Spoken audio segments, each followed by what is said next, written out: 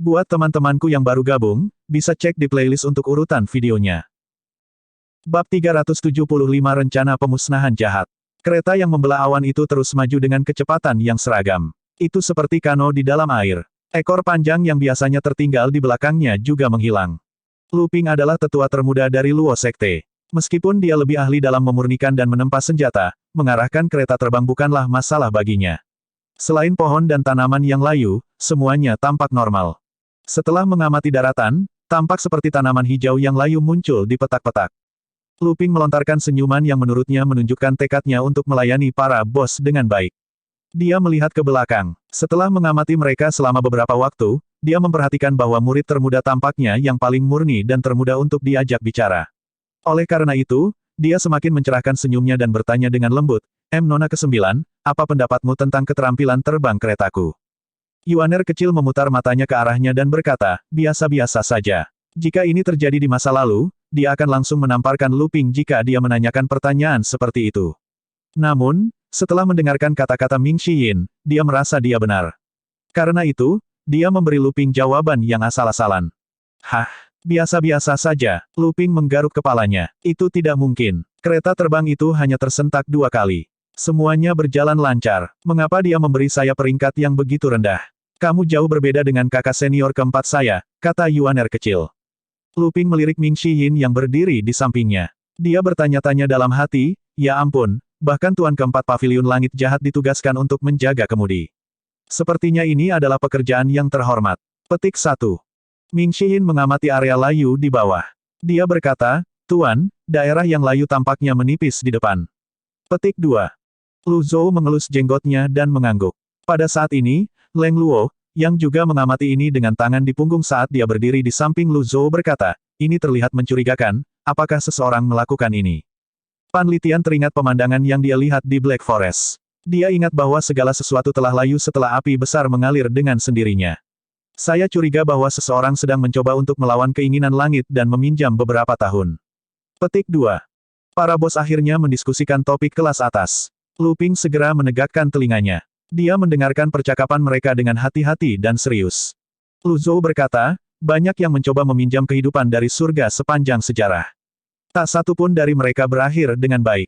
Petik 2. Sepanjang sejarah dunia kultivasi, banyak pembudidaya datang dengan berbagai metode untuk memperpanjang hidup mereka. Orang-orang ini tidak memiliki kekayaan untuk mencapai dasar kultivasi 8 daun, namun, mereka mengalami efek buruk dari tahap 8 daun. Tuan, haruskah saya turun dan menyelidiki? Ming Xiyin bertanya. Tidak dibutuhkan. Lu Zhou melihat ke arah Paviliun Langit Jahat dan berkata, mari kita kembali ke Paviliun Langit Jahat untuk saat ini.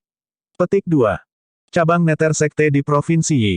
Yu Zhenghai menunjuk ke sisi barat peta dan berkata, Provinsi Yi sebagian besar berada di bawah kendali Sekte Neter. Anak buah Wei Zuo yang lemah, Yi Zhou akan menjadi anggota Sekte Neter dalam waktu kurang dari sebulan. Petik 2. Si Wuya berkata, Wei Zuoyan diperintahkan untuk memadamkan gangguan tersebut, tapi sayang sekali dia bukanlah panglima tertinggi dari 3 pasukan. Namun, kita harus berhati-hati dengan Li Jingyi. Anda ada benarnya, adik laki-laki. Li Jingyi ini telah membuat dia bergerak 2 kali, dia memang terampil, kata Yu Zhenghai. Tidak ada yang perlu dikhawatirkan tentang pasukan Wei Zuoyan, tapi, si Wuya menunjuk ke arah Loulan. Suku lain, Yu Zhenghai sedikit mengernyit. Jika Loulan berhasil menyelinap masuk saat Provinsi Yi dalam kekacauan, kita akan bertempur di 2 front, kata si Wuya. Yu Zhenghai mengangguk, kalau begitu, kami akan menugaskan beberapa orang untuk menjaga, tiba-tiba dia terdiam. Ketika dia berpikir untuk bertarung di 2 medan, dia tiba-tiba bertanya, ada berita dari Evil Sky Pavilion. Si Wuya berkata, awalnya, Jalan Mulia sedang mencari kesempatan untuk meluncurkan rencana pemusnahan jahat mereka yang baru setelah penghalang menghilang. Yu Zhenghai tersenyum mengejek. Rencana pemusnahan jahat baru. Mereka ingin membunuh Tuan. Petik 2. Si Wuya mengangguk ringan dan berkata, namun, hubungan kakak senior kedua dengan Tuan tampaknya telah berubah menjadi lebih baik. Mereka sudah berbaikan. Petik 2. Ketika Yu Zhenghai mendengar ini, dia mengerutkan kening saat dia duduk. Dengan kembalinya Yu Sangrong ke Paviliun Langit Jahat, Jalan Mulia tidak akan berani melakukan gerakan gegabah.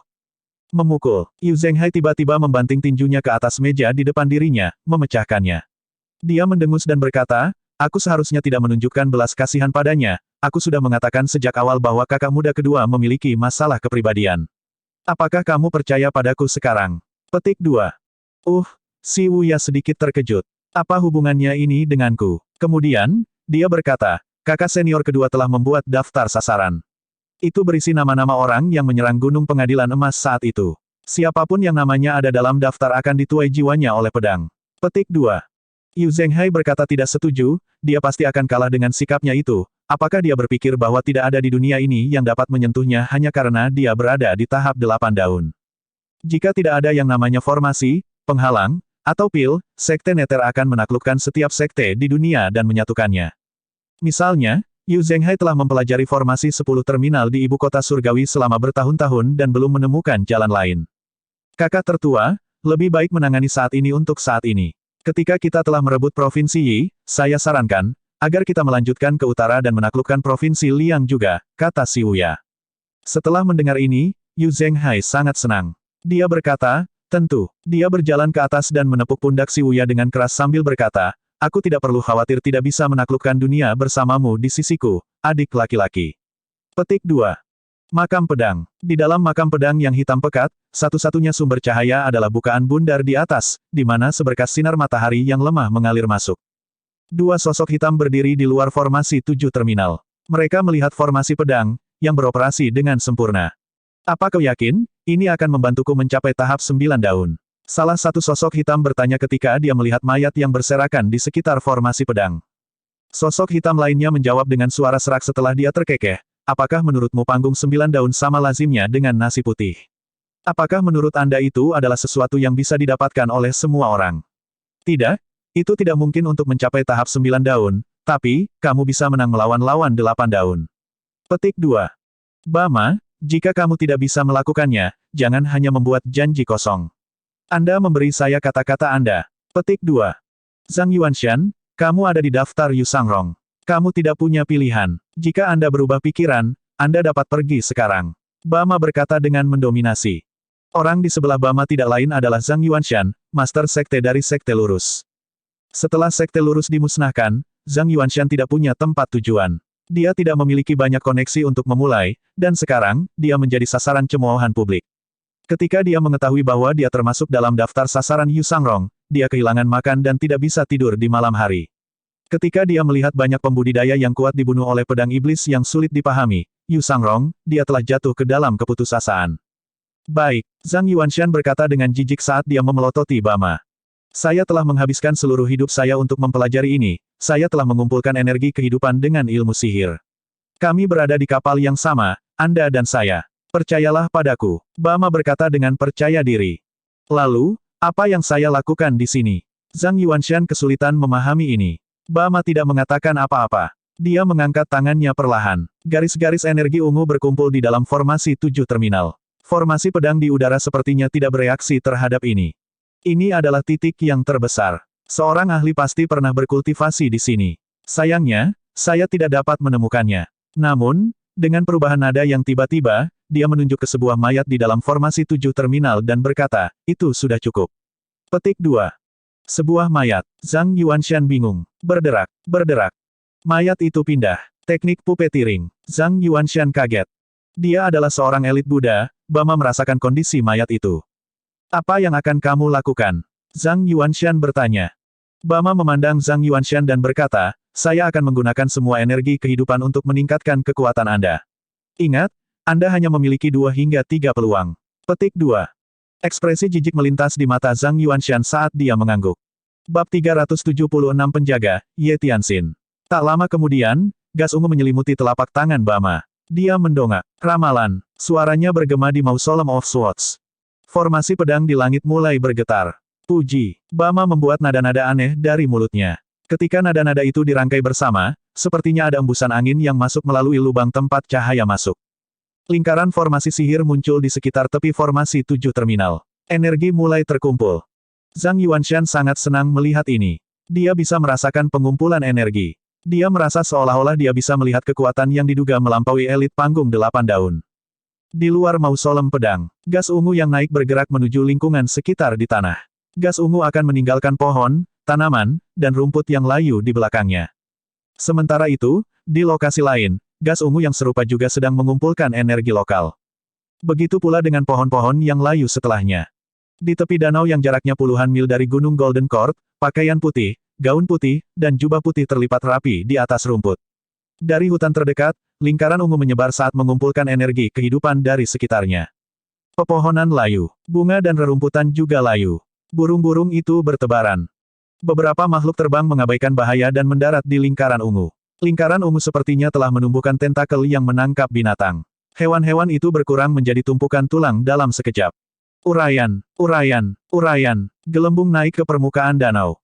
Saat ini, guyuran, sebuah kolom air melesat ke udara. Energi membungkusnya dan uap air langsung menguap.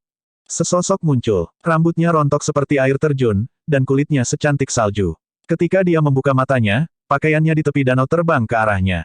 Dengan pergantian tubuh indahnya, kolom air jatuh kembali ke danau. Penampilan aslinya diperlihatkan. Dia tampak seolah-olah telah memisahkan diri dari urusan sekuler. Dia hampir tampak seperti makhluk abadi yang turun dari surga. Ye Tianxin melihat helai rambut di bahunya. Di bawah sinar matahari, rambut hitamnya berkilau. Dia mengerutkan kening saat melihat ada beberapa titik basah di pakaian putihnya. Dia menggunakan primalki untuk mengeringkan jubahnya lagi. Dia mendesah. Saya harus bekerja lebih keras. Petik 2. Ye Tianxin berjalan di udara menuju pantai. Ketika dia setengah jalan, dia merasakan ketidaknormalan di udara. Dia bergerak cepat. Dia sekarang terbang di atas puncak pohon saat dia mengamati sekelilingnya. Pohon-pohon yang tersebar telah layu. Mereka tampak menggelegar, sihir. Seorang dukun agung, Ye Tianxin menghabiskan sebagian besar waktunya di luar. Ketika dia mendirikan Derivat Moon Palace sebelumnya, dia juga belajar sihir. Bagaimana mungkin dia tidak kaget saat melihat ini? Dia terbang menuju hutan terdekat, menambah kecepatan. Dia terbang semakin jauh dari Gunung Golden Court sampai dia menghilang dari pandangan. Setelah terbang sejauh puluhan mil, dia masih melihat pepohonan yang layu. Tidak perlu lagi menyelidiki ini. Instingnya memberitahunya bahwa ada sesuatu yang mencurigakan. Ye Tianxin terus terbang ke atas sampai dia cukup tinggi sebelum dia mengeluarkan energinya. Dia melihat ke arah paviliun langit jahat. Itu terlalu jauh. Bahkan selama hari-hari paling cerah, dia hanya bisa melihat garis buram gunung pengadilan emas. Dia tidak pernah tahu apa yang terjadi di sana. Dia mengamati sekelilingnya lagi sebelum dia terjun dan mendarat di sebelah lingkaran ungu yang menghilang. Dia membalik telapak tangannya yang indah. Lingkaran asmara yang cerah muncul saat berputar.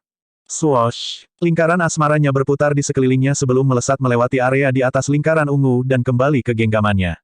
Sebuah boneka. Tidak ada mayat di dalam lingkaran ungu. Makanya, tidak ada boneka yang bisa dikendalikan. Ye Tianxin tahu bahwa dukun agung itu tidak ada. Dia terkesan bahwa pembudidaya sihir dapat melakukan lingkaran sihir yang begitu kuat dan spontan. Setelah bergumam pada dirinya sendiri untuk beberapa waktu, Ye Tianxin naik ke udara lagi. Dia melayang di udara. Seseorang di sana. Petik 2. Ye Tianxin melihat formasi terbang yang sangat padat di kejauhan. Dia tidak bisa membantu tetapi merasa terkejut. Dia tidak mundur. Sebaliknya, dia terbang menuju kelompok itu. Itu adalah formasi persegi yang dibentuk oleh lusinan biksu yang terbang di udara.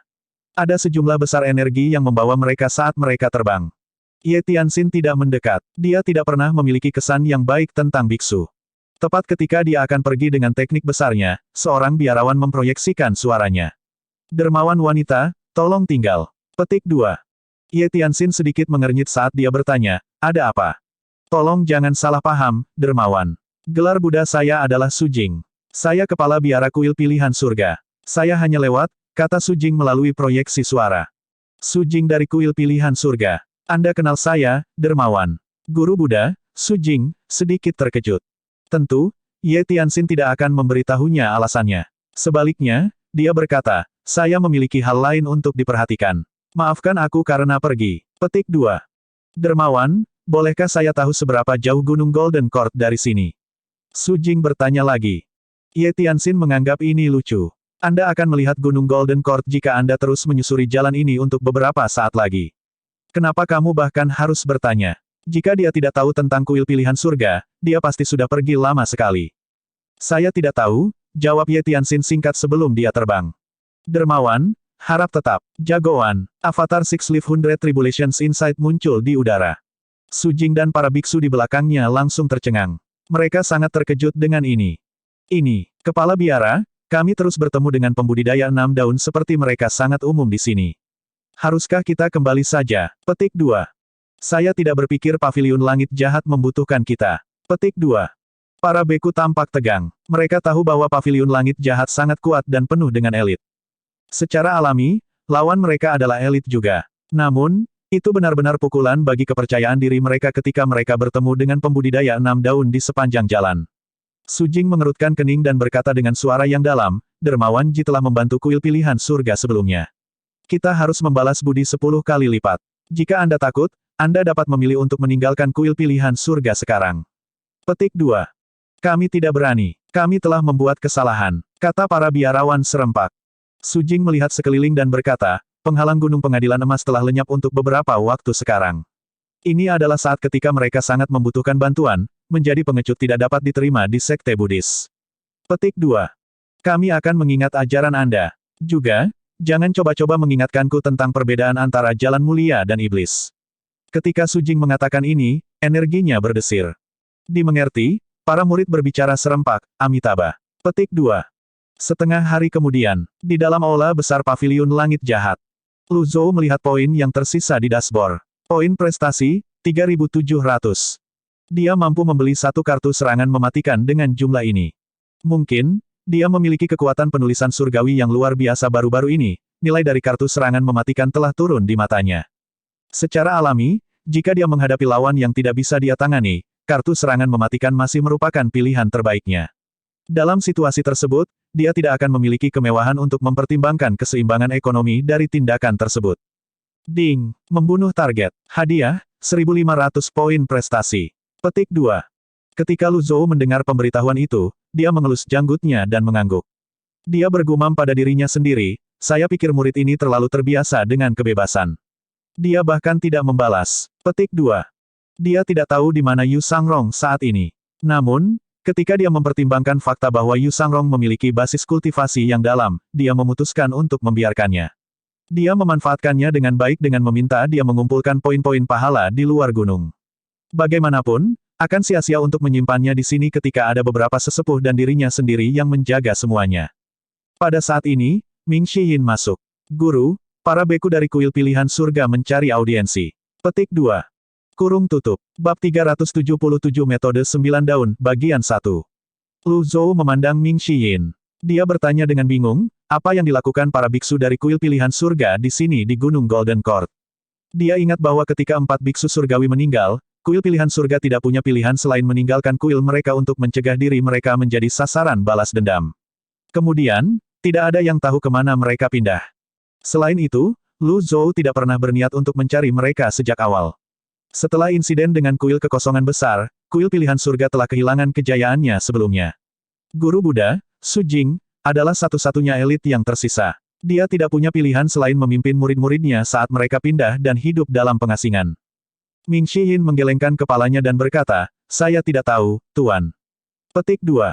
Pada saat ini, Zhu Honggong, Old Eight, melambaikan sarung tinju saat dia muncul di pintu masuk aula besar. Dia akan berlutut dan menyapa Lu Zhou ketika Ming Shiyin mengerutkan kening dan berkata, Old Eight, cukuplah kejahatanmu. Masuk ke sini sekarang juga. Petik 2. Zhu Honggong terkekeh malu-malu sebelum dia berlari masuk. Salam, Tuan. Petik 2. Apa masalahnya? Zhu Honggong membungkuk dan berkata, Zhou Jifeng memberitahu saya bahwa beberapa orang dari kuil pilihan surga ada di sini. Saya hanya datang untuk melihat-lihat. Petik 2. Lu Zhou berkata, apa hubungan kedatangan orang-orang dari kuil pilihan surga dengan Anda? Zhu Honggong secara naluriah menekan tangannya ke dadanya. Setelah melihat ini, Ming Shiyin tersenyum penuh arti. Kamu khawatir mereka ada di sini untuk tunik Zenmu.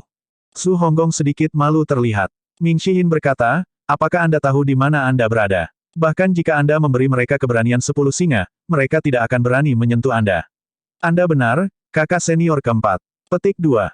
Tepat pada saat ini, Pan Zong membawa guru Buddha Su Jing dan para beku lainnya ke aula besar. Su Jing menegakkan telapak tangan. Lusinan biksu di belakangnya menyatukan kedua telapak tangan mereka saat mereka membungkuk.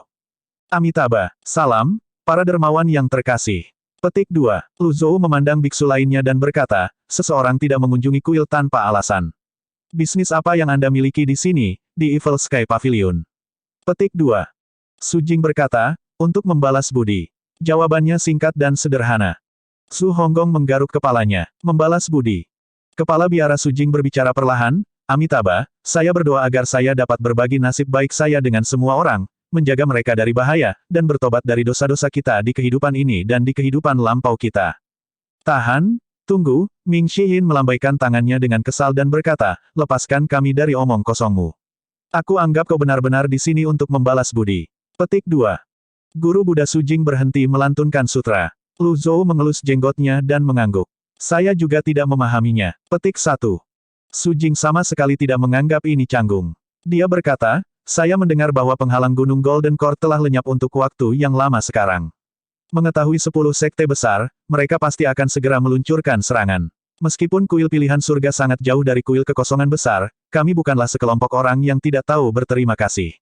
Petik 2. Ming Shihin berkata dengan nada mengejek, aku belum pernah bertemu orang sepertimu sebelumnya. Aku ingin tahu apakah aku sedang bermimpi. Saat dia mengatakan ini, dia berpura-pura mencubit dirinya sendiri. Su Jing mengulangi kata-katanya. Kuil pilihan surga telah merekrut 1000 murid baru, mereka akan berada di sini segera setelah saya memanggil mereka. Dia berbicara dengan ekspresi yang benar, dan dia sepertinya tidak bercanda. Senyuman Ming Shihin lenyap, dan dia menatap tuannya. Dia memutuskan bahwa yang terbaik adalah menyerahkan masalah ini kepada tuannya. Lu Zhou memandang para beku yang hadir sambil berkata, aku tahu maksudmu baik, dan aku menghargainya, namun, Gunung Pengadilan Emas tidak dalam bahaya. Mohon kembali besok. Petik 2. Su Jing tercengang. Dia tidak menyangka akan ditolak sepenuhnya. Pada saat ini, Jiang Aijian berjalan ke aula dengan senyuman di wajahnya. Senior tua, harap tunggu. Petik 2.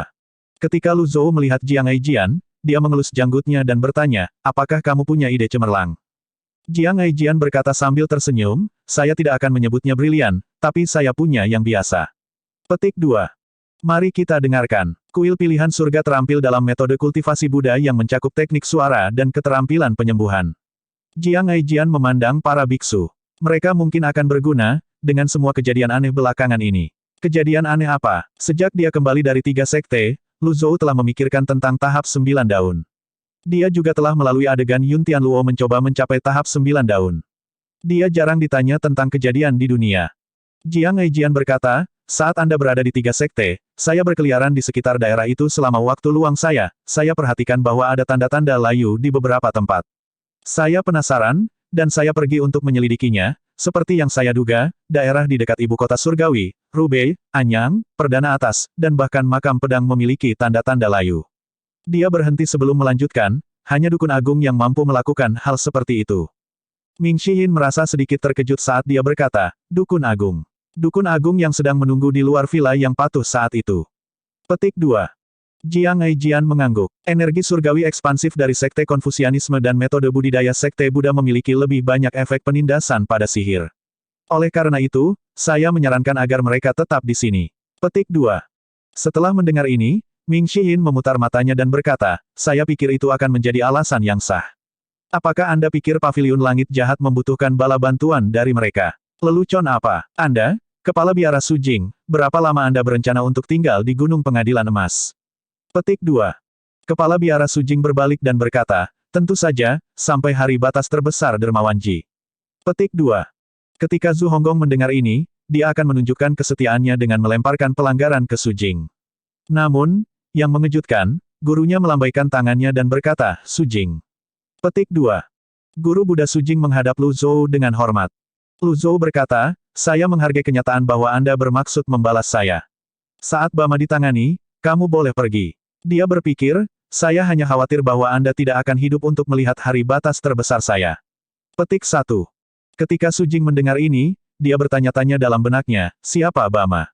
Namun, dia tidak ragu-ragu saat menjawab dengan telapak tangan yang diluruskan, Amitabha. Petik 2.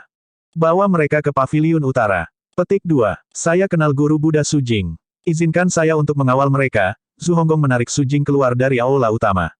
Saat mereka keluar dari aula besar, Zhu Honggong meraih tangan Su Jing dengan cemas dan berkata, saya sangat senang bertemu dengan Anda di sini. Bantu saya menghilangkan pembuluh darah formasi yang menekan dari tunik Zen. Su Jing tersenyum tulus. Dia menegakkan telapak tangannya dan berkata, Amitabha. Hentikan Amitabha ing Anda. Tidak banyak aturan di Evil Sky Pavilion. Ayo pergi, pergi, pergi. Yang pasti, pasti. Petik 2. Keduanya merangkul bahu satu sama lain saat mereka berjalan menuju paviliun utara. Para biksu yang melihat ini terkejut dan bingung. Aula besar diam saat ini. Lu Zhou duduk. Dia berbicara kepada Ming Xiyin, panggil Elder Pan dan Elder Leng ke sini. Petik 2. Ya Tuan. Tak lama kemudian, Leng Luo dan Pan Litian mengikuti Ming Xiyin ke aula besar. Mereka berdua sedikit menangkupkan tinju ke arah Lu Zhou dan duduk di samping. Mengapa Anda memanggil kami ke sini, Master Pavilion? Pan Litian bertanya. Lu Zhou mengelus jenggotnya dan berkata, yang lain boleh pergi.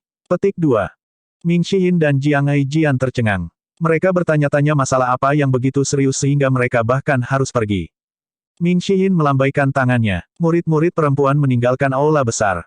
Guru, saya ingin mendengarkan juga, kata Ming Xiyin setelah dia mengumpulkan keberaniannya. Dia merasa bahwa apa yang akan dibahas tuannya itu penting. Dalam hal kedekatan dan kepercayaan, dia merasa bisa dibandingkan dengan Leng Luo dan Pan Litian. Jiang Aijian membungkuk dan berkata, senior tua, kamu bisa memperlakukanku sebagai pilar. Aku hanya akan diam di sini. Saya tidak akan mengatakan apapun kepada siapapun, apapun yang saya dengar. Petik 2. Lu Zhou memandang mereka berdua dan berkata, karena kalian berdua ingin tinggal, sebaiknya dengarkan baik-baik. Petik 2. Ya Tuan. Terima kasih, senior tua. Petik 2. Leng Luo dan Pan Litian memasang ekspresi penuh harap di wajah mereka. Tentunya, itu adalah sesuatu yang luar biasa jika Master Pavilion menanggapinya dengan sangat serius. Tatapan Lu Zhou tertuju pada Leng Luo dan Pan Litian. Ketika saya mengadakan pertandingan catur di Tanah Suci Sekte Luo, saya menemukan cara untuk mencapai tahap 9 daun. Petik 2. Bab 378 Metode 9 Daun, Bagian 2. Meski Pan Litian dan Leng Luo sudah melihat dan mengalami banyak hal, mereka tetap kaget mendengarnya. Jiang Aijian kehilangan pijakan dan duduk lemas di kursi. Ming Xiyin memandang tuannya. Campuran keterkejutan dan kekaguman bisa dilihat di matanya. Leng Luo berkata dengan gemetar dengan suara serak, kamu melihat jawabannya selama pertandingan catur, Pavilion Master. Lu Zhou mengelus jenggotnya dan mengangguk sambil berkata, Yun Tianluo menyegel metodenya untuk mencapai tahap 9 daun di dalam papan catur. Meskipun dia memiliki contoh yang terbatas untuk dirujuk, Lu Zhou dapat membuat kesimpulan sendiri berdasarkan pengetahuan dan pengalaman masa lalunya. Teratai emas di bawah avatar wawasan 100 kesengsaraan adalah apa yang menghentikan para pembudidaya untuk mencapai tahap 9 daun. Mereka berempat tercengang. Untuk sementara waktu, mereka tidak tahu apa yang harus mereka katakan. Ini karena pernyataan Lu Zhou pada dasarnya menantang pengetahuan dasar dunia kultivasi. Sudah menjadi rahasia umum bahwa setiap orang di dunia kultivasi berusaha untuk memadatkan avatar wawasan 100 kesengsaraan teratai emas. Dengan teratai emas, mereka akan menjadi elit. Lu Zhou berbicara perlahan. Ketika seorang kultivator mencoba untuk mencapai tahap 9 daun dari tahap 8 daun, teratai emas akan menyerap kekuatan dan kehidupan kultivator, ini adalah kebenaran di balik batas besar. Petik 2. 11. Pembudidaya yang tak terhitung jumlahnya telah mencoba mencapai tahap 9 daun selama bertahun-tahun. Banyaknya kegagalan menyebabkan penemuan kebenaran tentang batas besar. Batas besar menghalangi pembudidaya lain untuk mencoba mencapai tahap 9 daun, secara bertahap, menjadi fakta bagi pembudidaya bahwa tidak mungkin mencapai tahap 9 daun. Teratai emas menyerap kehidupan, ketika saya bertemu Gong Yuandu saat itu, saya memiliki pemikiran yang sama, tetapi saya tidak yakin. Jika itu masalahnya, berapa banyak nyawa yang akan diambil teratai emas? Pan Litian melihat keluar aula besar dan berkata, jika seorang jenius berkultivasi dan mencapai tahap 8 daun di masa mudanya, dapatkah ia memasok tahap 9 daun dengan hidupnya? Ambil Little Yuaner, misalnya. Dalam situasi seperti itu, Jiang Aijian dan Ming Xiyin mendengarkan dengan tenang tanpa menyela. Leng Luo menggelengkan kepalanya. Ini tidak mungkin, budidaya telah ada selama bertahun-tahun. Sepanjang sejarah, tidak pernah ada kekurangan bakat yang mengejutkan. Namun, saya tidak ingat ada di antara mereka yang mencapai tahap 9 daun. Lu Zhou berkata, jadi, teratai emas akan memakan waktu setidaknya 1000 tahun kehidupan. Petik 2. 11. Aula besar terdiam. Bahkan jarum yang jatuh bisa didengar. 1000 tahun, itu adalah umur panjang yang hanya bisa dicapai oleh kultivator top. Kebanyakan pembudidaya bahkan tidak bisa mencapai tahap 8 daun, apalagi memiliki 1000 tahun untuk hidup. Bagi mereka, bagaimana mereka bisa mencapai tingkat 9 daun? Leng Luo dan Pan Litian menggelengkan kepala tanpa daya. Pada saat ini, Jiang Aijian tidak bisa menahannya lebih lama lagi. Dia membungkuk dan berkata, bolehkah saya menawarkan 2 sen saya? Mari kita dengarkan. Petik 2. Ketika saya berada di dalam istana, saya membaca beberapa buku di gudang, beberapa di antaranya berisi catatan tentang panggung 8 daun. Saat itu saya tidak terlalu memikirkan mereka, tetapi sekarang, saya ingat beberapa informasi terdengar mirip dengan apa yang Anda katakan, senior tua, Jiang Eijian mengelus dagunya dan melanjutkan, saya tidak terlalu ingat teks aslinya, tetapi ada satu bagian yang mengatakan bahwa seorang kultivator hanya bisa mencapai tingkat 9 daun jika dia berada di tingkat 8 daun saat dia masih di dalam rahim ibunya. Petik 2. Leng Luo, Pan Litian, dan Ming Shiyin tidak bisa berkata-kata. Meskipun pernyataan itu kasar dan konyol, pernyataan itu memiliki kemiripan dengan apa yang dikatakan Lu Zhou. Jika seorang kultivator berada di tahap 8 daun di dalam rahim ibunya, ia akan memiliki 1000 tahun untuk hidup, dan ia akan memiliki kesempatan untuk mencapai tahap 9 daun. Namun, mungkinkah seseorang mencapai tingkat 8 daun saat mereka berada di dalam rahim ibu mereka? Ming Shiyin memutar matanya dan berkata, bahkan jika Anda sudah berada di tahap 8 daun dalam rahim ibu Anda, bagaimana Anda akan menjamin bahwa teratai emas tidak akan menyerap 1500 atau 2000 tahun kehidupan? Pertanyaan Ming Shiyin membuat semua orang bingung. Lu Zhou melirik Ming Shiyin. Leng Luo dan Pan Litian menghela napas. Mereka berdua adalah elit 8 daun. Secara alami, mereka tahu tentang kesulitan di bawah permukaan. Pada akhirnya, ini masih masalah yang tidak bisa diselesaikan, kata Leng Luo sambil menghela nafas. Tidak, kata Lu Zhou singkat. Mereka berempat berbalik untuk melihat Lu Zhou secara bersamaan. Mereka melihat ekspresi kepercayaan yang luar biasa di wajah Lu Zhou. Lu Zhou berkata, mari kita pikirkan ini secara terbalik. Petik 2. Kebalikan, Jiang Eijian dan Ming Shiyin menggaruk kepala mereka. Leng Luo dan Pan Litian juga tidak bisa memahami pernyataan ini. Tidak peduli bagaimana mereka memikirkannya, itu adalah masalah tanpa solusi. Harap jelaskan, Master Pavilion. Leng Luo bangkit. Pan Litian tidak berani membuang waktu. Dia juga berdiri. Ming Shiyin dan Jiang Eijian melakukan hal yang sama. Mata Lu Zhou bersinar seperti api saat dia melihat semua orang yang berkumpul di sana dan berkata, karena teratai emas mengambil nyawa, yang harus kita lakukan adalah memotongnya. Leng Luo, Pan Litian, Jiang Eijian, dan Ming Shiyin tampak seperti disambar petir. Pernyataan ini menimbulkan gelombang di hati mereka. Leng Luo dan Pan Litian yang memiliki pengalaman hampir 1 milenium dan Jiang Eijian dan Ming Shiyin muda sama-sama tercengang pada saat ini. Jiang Eijian menelan ludah. Tunggu, biarkan aku bernafas. Dia mengangkat tangan dan mengusap dadanya sebelum berkata, Senior-senior, jika teratai emas putus, kita akan menderita kerusakan besar. Kami tidak akan berada dalam kondisi puncak. Bagaimana kita bisa mencapai tahap 9 daun? Mereka berempat telah melupakan perbedaan usia mereka. Ini juga pertanyaan yang ingin dijawab oleh 3 orang lainnya. Lu Zhou tersenyum hangat dan berkata, bukankah ada cara untuk memutuskan Golden Lotus tanpa terpengaruh? Mereka berempat tercengang. Dari situasi saat ini, Lu Zhou berpendapat bahwa ada 2 cara untuk memasuki tahap 9 daun. Cara pertama adalah memenuhi persyaratan teratai emas 8 daun dan memasuki tahap 9 daun secara konvensional. Metode ini sangat sulit karena tidak ada yang tahu berapa tahun kehidupan yang akan diserap teratai emas. Itu mungkin untuk menyerap 1000 atau bahkan 2000 tahun, ini juga alasan mengapa Lu Zhou menimbun kartu pembalikan. Cara kedua adalah dengan memutus teratai emas. Nada suara Lu Zhou tenang saat dia berkata, pernahkah Anda memikirkannya, metode kultivasi di mana teratai emas terputus? Mereka berempat menelan ludah. Metode kultivasi seperti itu tidak pernah terdengar. Namun, siapa yang bisa mengatakan bahwa itu tidak mungkin ketika tidak ada yang mempelajarinya sebelumnya? Tahap 9 daun tanpa teratai emas, itu hanya bisa dianggap sebagai tahap semu 9 daun, kata Jiang Eijian. Bahkan tanpa Golden Lotus, itu masih jauh lebih tinggi. Cukup bagi lawanmu untuk menghancurkanmu dengan perbedaan level dan avatarnya, dari apa yang kita ketahui sekarang, tinggi avatar 9 daun setidaknya 150 kaki, kata Ming Shiyin. Leng Luo dan Pan Litian mengangguk. Keduanya menghela nafas. Pan Litian berkata sambil mendesah, aku sudah tua. Pikiranku tidak setajam kalian, anak muda. Petik 2. Setelah mengatakan ini, Jiang Eijian dan Ming Shiyin memandang Lu Zhou secara bersamaan. Wajah tua Pan Litian memerah. Dia merasa sedikit malu. Jika aku tua, apa yang membuat Pavilion Master itu? Ini canggung. Bagaimanapun, diskusi mereka hari ini pasti akan mengubah metode kultivasi mereka sebelumnya. Leng Luo dan Pan Litian membungkuk pada saat bersamaan. Lebih baik mendengarkanmu daripada membaca buku selama 100 tahun. Petik 2. Ming Shiyin dan Jiang Eijian tidak bisa berkata-kata. Lu Zhou mengelus jenggotnya dengan puas saat dia mengangguk dan berkata, itu hanyalah pikiran, jika kamu mencobanya, lanjutkan dengan sangat hati-hati. Mereka berempat membungkuk dalam-dalam. Mereka tahu bahwa mereka tidak seharusnya mencapai tahap 9 daun dengan memutuskan lotus emas mereka kecuali jika mereka memiliki rencana yang sempurna atau tidak punya pilihan lain. Metode itu terlalu mengejutkan. Secara alami, Lu Zhou hanya memberi mereka cara baru untuk memikirkan hal ini. Lagi pula, siapa yang benar-benar bersedia melakukan itu pada diri mereka sendiri? Lu Zhou memiliki kartu pembalikan. Selama dia merasa cukup, dia bisa mencobanya ketika dia berada di tahap 8 daun.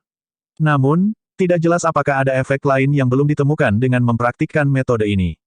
Sementara itu, di pintu keluar Mausoleum of Swords, seseorang dengan rambut acak-acakan, wajah kotor, dan berpakaian compang camping yang memancarkan aura aneh merangkak keluar.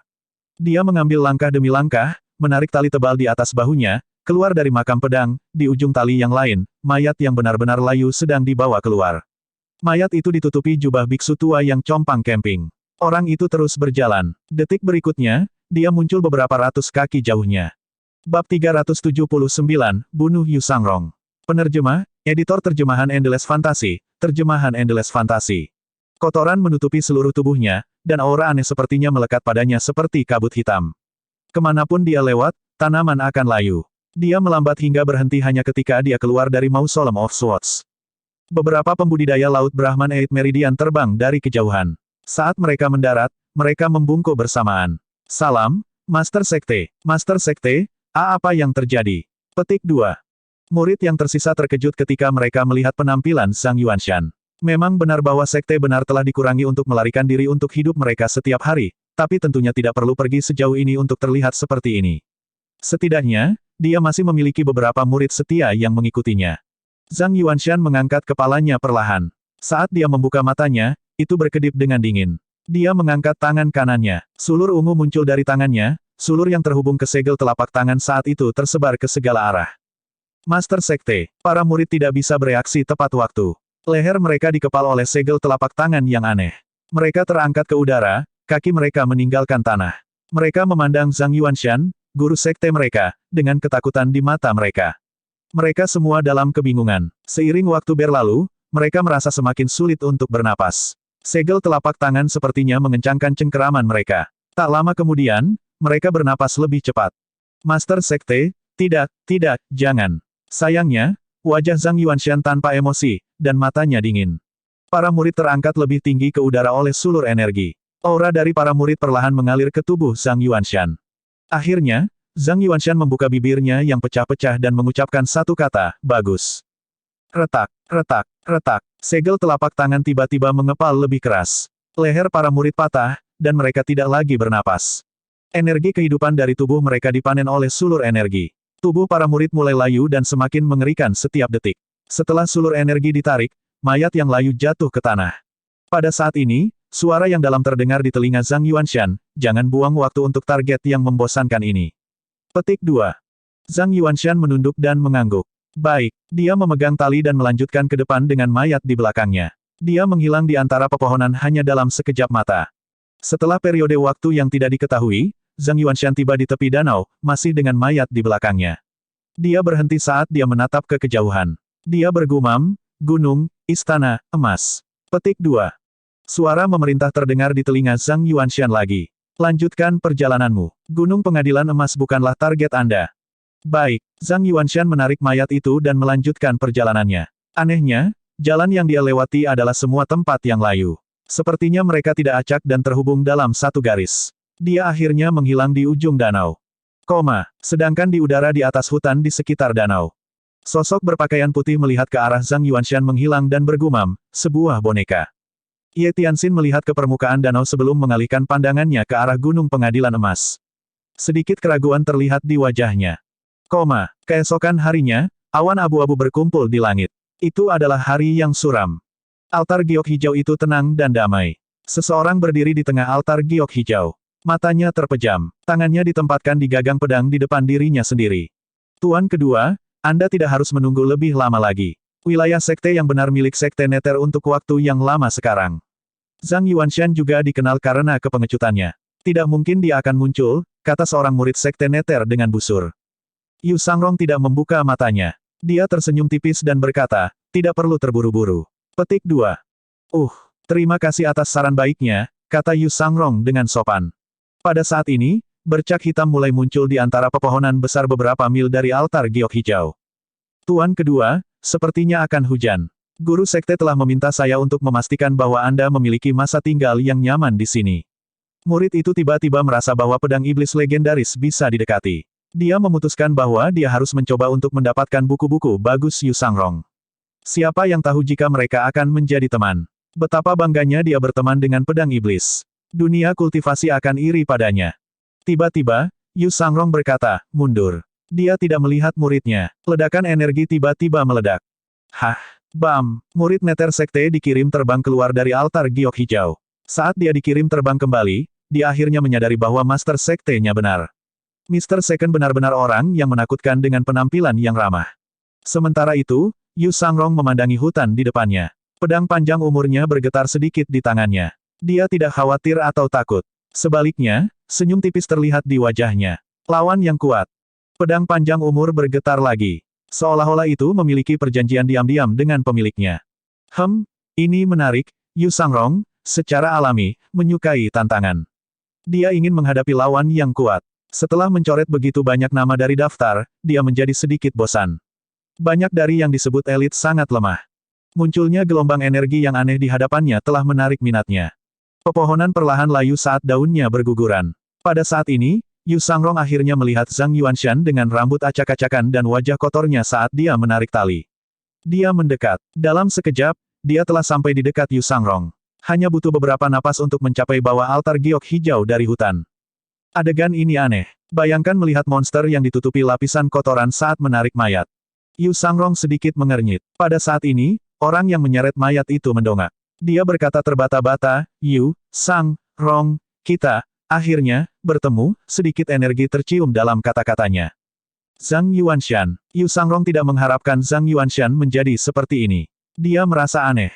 Kamu ingin membunuhku. Siapapun yang namanya ada di daftar ini akan dibunuh oleh pedangku. Yu Sangrong tidak terintimidasi oleh penampilan Zhang Yuanshan. Dia mempertahankan sikap acuh tak acuh. Baik, Zhang Yuanshan mengucapkan kata itu dengan susah payah. Bola matanya berputar. Setelah itu, dia berdiri tanpa bergerak seolah sedang mempersiapkan sesuatu. Yu Sangrong merasakan gelombang energi yang aneh dari Zhang Yuanshan. Dia tersenyum tipis dan berkata, menarik. Dia mengangkat longevity sword dengan tangan kanannya dan menjentikkan dengan ibu jarinya. Semangat. Pedang panjang umur meninggalkan sarungnya. Pedangnya tidak meninggalkan jejak setelahnya. Beberapa bila energi terbentuk di depan Yu Sangrong. Mereka mengitari longevity sword dan jatuh. Dia hanya menguji air. Keterampilan pedang sama sekali tidak kuat. Suara mendesing. Suara mendesing. Suara mendesing. Pisau energi berkumpul dan menembak ke arah Zhang Yuanshan. Zhang Yuanshan tidak beranjak dari tempatnya. Ledakan. Ledakan. Ledakan. Pisau energi menghantam tubuh Zhang Yuanshan dan menghilang. Namun, dia tidak jatuh. Seorang elit bisa belajar tentang banyak hal hanya dengan satu serangan. Yu Sangrong melihat ke bawah dari sudut pandangnya yang tinggi dan berkata dengan nada tidak setuju, sihir. Kamu, miliki, mata tajam. Zhang Yuanshan merasakan kekuatan besar yang terkandung di dalam tubuhnya. Tapi tetap saja, dia belum bergerak. Dia memiliki 2 hingga 3 peluang. Oleh karena itu, dia harus memanfaatkan kesempatan terbaik untuk membunuh Yu Sangrong. Pedang panjang umur kembali dan melayang di depan Yu Sangrong. Dia menatap pedang panjang umur dan berkata, aku harap kamu akan memuaskan pedangku. Dia menjauh dari tanah dengan ringan dan terjun dari altar giok hijau yang menjulang ke awan. Bab 380, 3 Kesempatan. Penerjemah, editor terjemahan Endless Fantasy, terjemahan Endless Fantasy. Ini adalah keahliannya, Gunung Snowy. Itu dinamai bagaimana bila energi akan jatuh tanpa henti seperti salju. Mereka tampak seringan kepingan salju tetapi sangat dingin. Yu Sangrong tampak tenang. Ketika dia menurunkan pedangnya, udara di sekitar dalam jarak puluhan meter mulai bergerak, dan bila energi muncul di sekitarnya saat dia terjun. Pisau energi gunung bersalju bersama dengan pedang panjang umur menusuk Zhang Yuanshan. Pada saat ini, gelombang energi hitam muncul dari tempat Zhang Yuanshan berdiri. Itu naik ke udara seperti asap hitam dan bergabung dengan bila energi. Ekspresi Yu Sangrong tidak berubah. Dia merasakan kekuatan di dalam energi hitam. Dia sedikit bingung dengan itu tetapi tidak memikirkan masalah itu. Sebaliknya, dia fokus menyerang. Kekuatan yang terkandung dalam energi hitam, dia tidak memikirkan sedikit kebingungan dalam pikirannya. Sebaliknya, dia fokus menyerang. Ini adalah sikap elit jalur pedang. Mereka mungkin terlihat biasa saat mereka menganggur, tetapi begitu mereka bergerak, itu akan mengejutkan. Dia menutup jarak beberapa ratus meter dan mencapai sasarannya hanya dalam sekejap mata. Dia menurunkan pedangnya. Bam! Zhang Yuanshan tidak mengelak. Pedang Yu Sangrong menusuk jantung Zhang Yuanshan. Pedang Yu Sangrong yang diselimuti dengan energi yang kuat mendatangkan malapetaka melalui 8 meridian luar biasa Zhang Yuanshan. Kehidupan seorang kultivator biasa akan berakhir begitu organ vital mereka terluka. Namun, Zhang Yuanshan hanya menyipitkan matanya dan menyatukan kedua telapak tangannya. Gelombang energi yang aneh melonjak keluar dari tubuhnya seperti gelombang pasang. Jagoan, Yu Sangrong mengaktifkan avatar 8 daunnya dan berdiri di atas teratai emasnya. Avatar itu menyusut dengan cepat saat teratai emas berputar sebelum avatarnya terguncang ketika energi aneh mendarat di teratai emas. Ledakan, avatar Yu Sangrong menghilang. Dia melayang di udara di kejauhan saat dia melihat Zhang Yuanshan. Dia bergumam, menarik. Petik 2. Telapak tangan Zhang Yuanshan sedikit bergetar, dan dia menenangkan dirinya. Sepertinya dia tidak puas dengan serangan ini. Dia menemukan bahwa dia telah meremehkan kekuatan pedang iblis. Dia berkata dengan suara parau, resting. Saya telah menantang banyak elit di masa lalu dari 9 provinsi hingga 4 lautan. Secara alami, ada beberapa yang cukup menantang. Kamu tampaknya menjadi salah satu dari mereka sekarang, Yu Sangrong berkata sambil mengingat apa yang baru saja terjadi. Jika dia tidak berpengalaman dalam pertempuran dan meremehkan lawannya, energi aneh itu akan mendarat tepat di dadanya. Semua orang tahu bahwa Avatar 100 Tribulations Insight memiliki kemampuan pertahanan yang tinggi. Namun, sangat sedikit yang tahu bahwa pertahanan terhebat dari Avatar 100 Tribulation tidak terletak pada tubuhnya tetapi pada Golden Lotus. Teratai emas Yu Sangrong telah memblokir serangan Zhang Yuanshan. Zhang Yuanshan memukul dadanya, mencabut pedang panjang umur. Kemudian, dia memegang pedang di tangannya dan mencoba mematahkannya dengan tangan kanannya. Bam! Suara keras bergema di udara saat pedang panjang umur terbang dari cengkeraman Zhang Yuanshan ke arah Yu Sangrong. Yu Sangrong mengangkat tangan kanannya. Seolah-olah itu hidup, pedang panjang umur terbang tepat ke genggamannya. Mencoba mematahkan pedangku dengan tangan kosongmu. Anda sedang bermimpi. Petik 2. Pedang panjang umur adalah salah satu senjata terbaik tingkat surga. Itu telah mencapai harmoni yang sempurna dengan Yu Sangrong sejak lama. Itu tidak pernah kalah dengan senjata apapun yang pernah ditemuinya.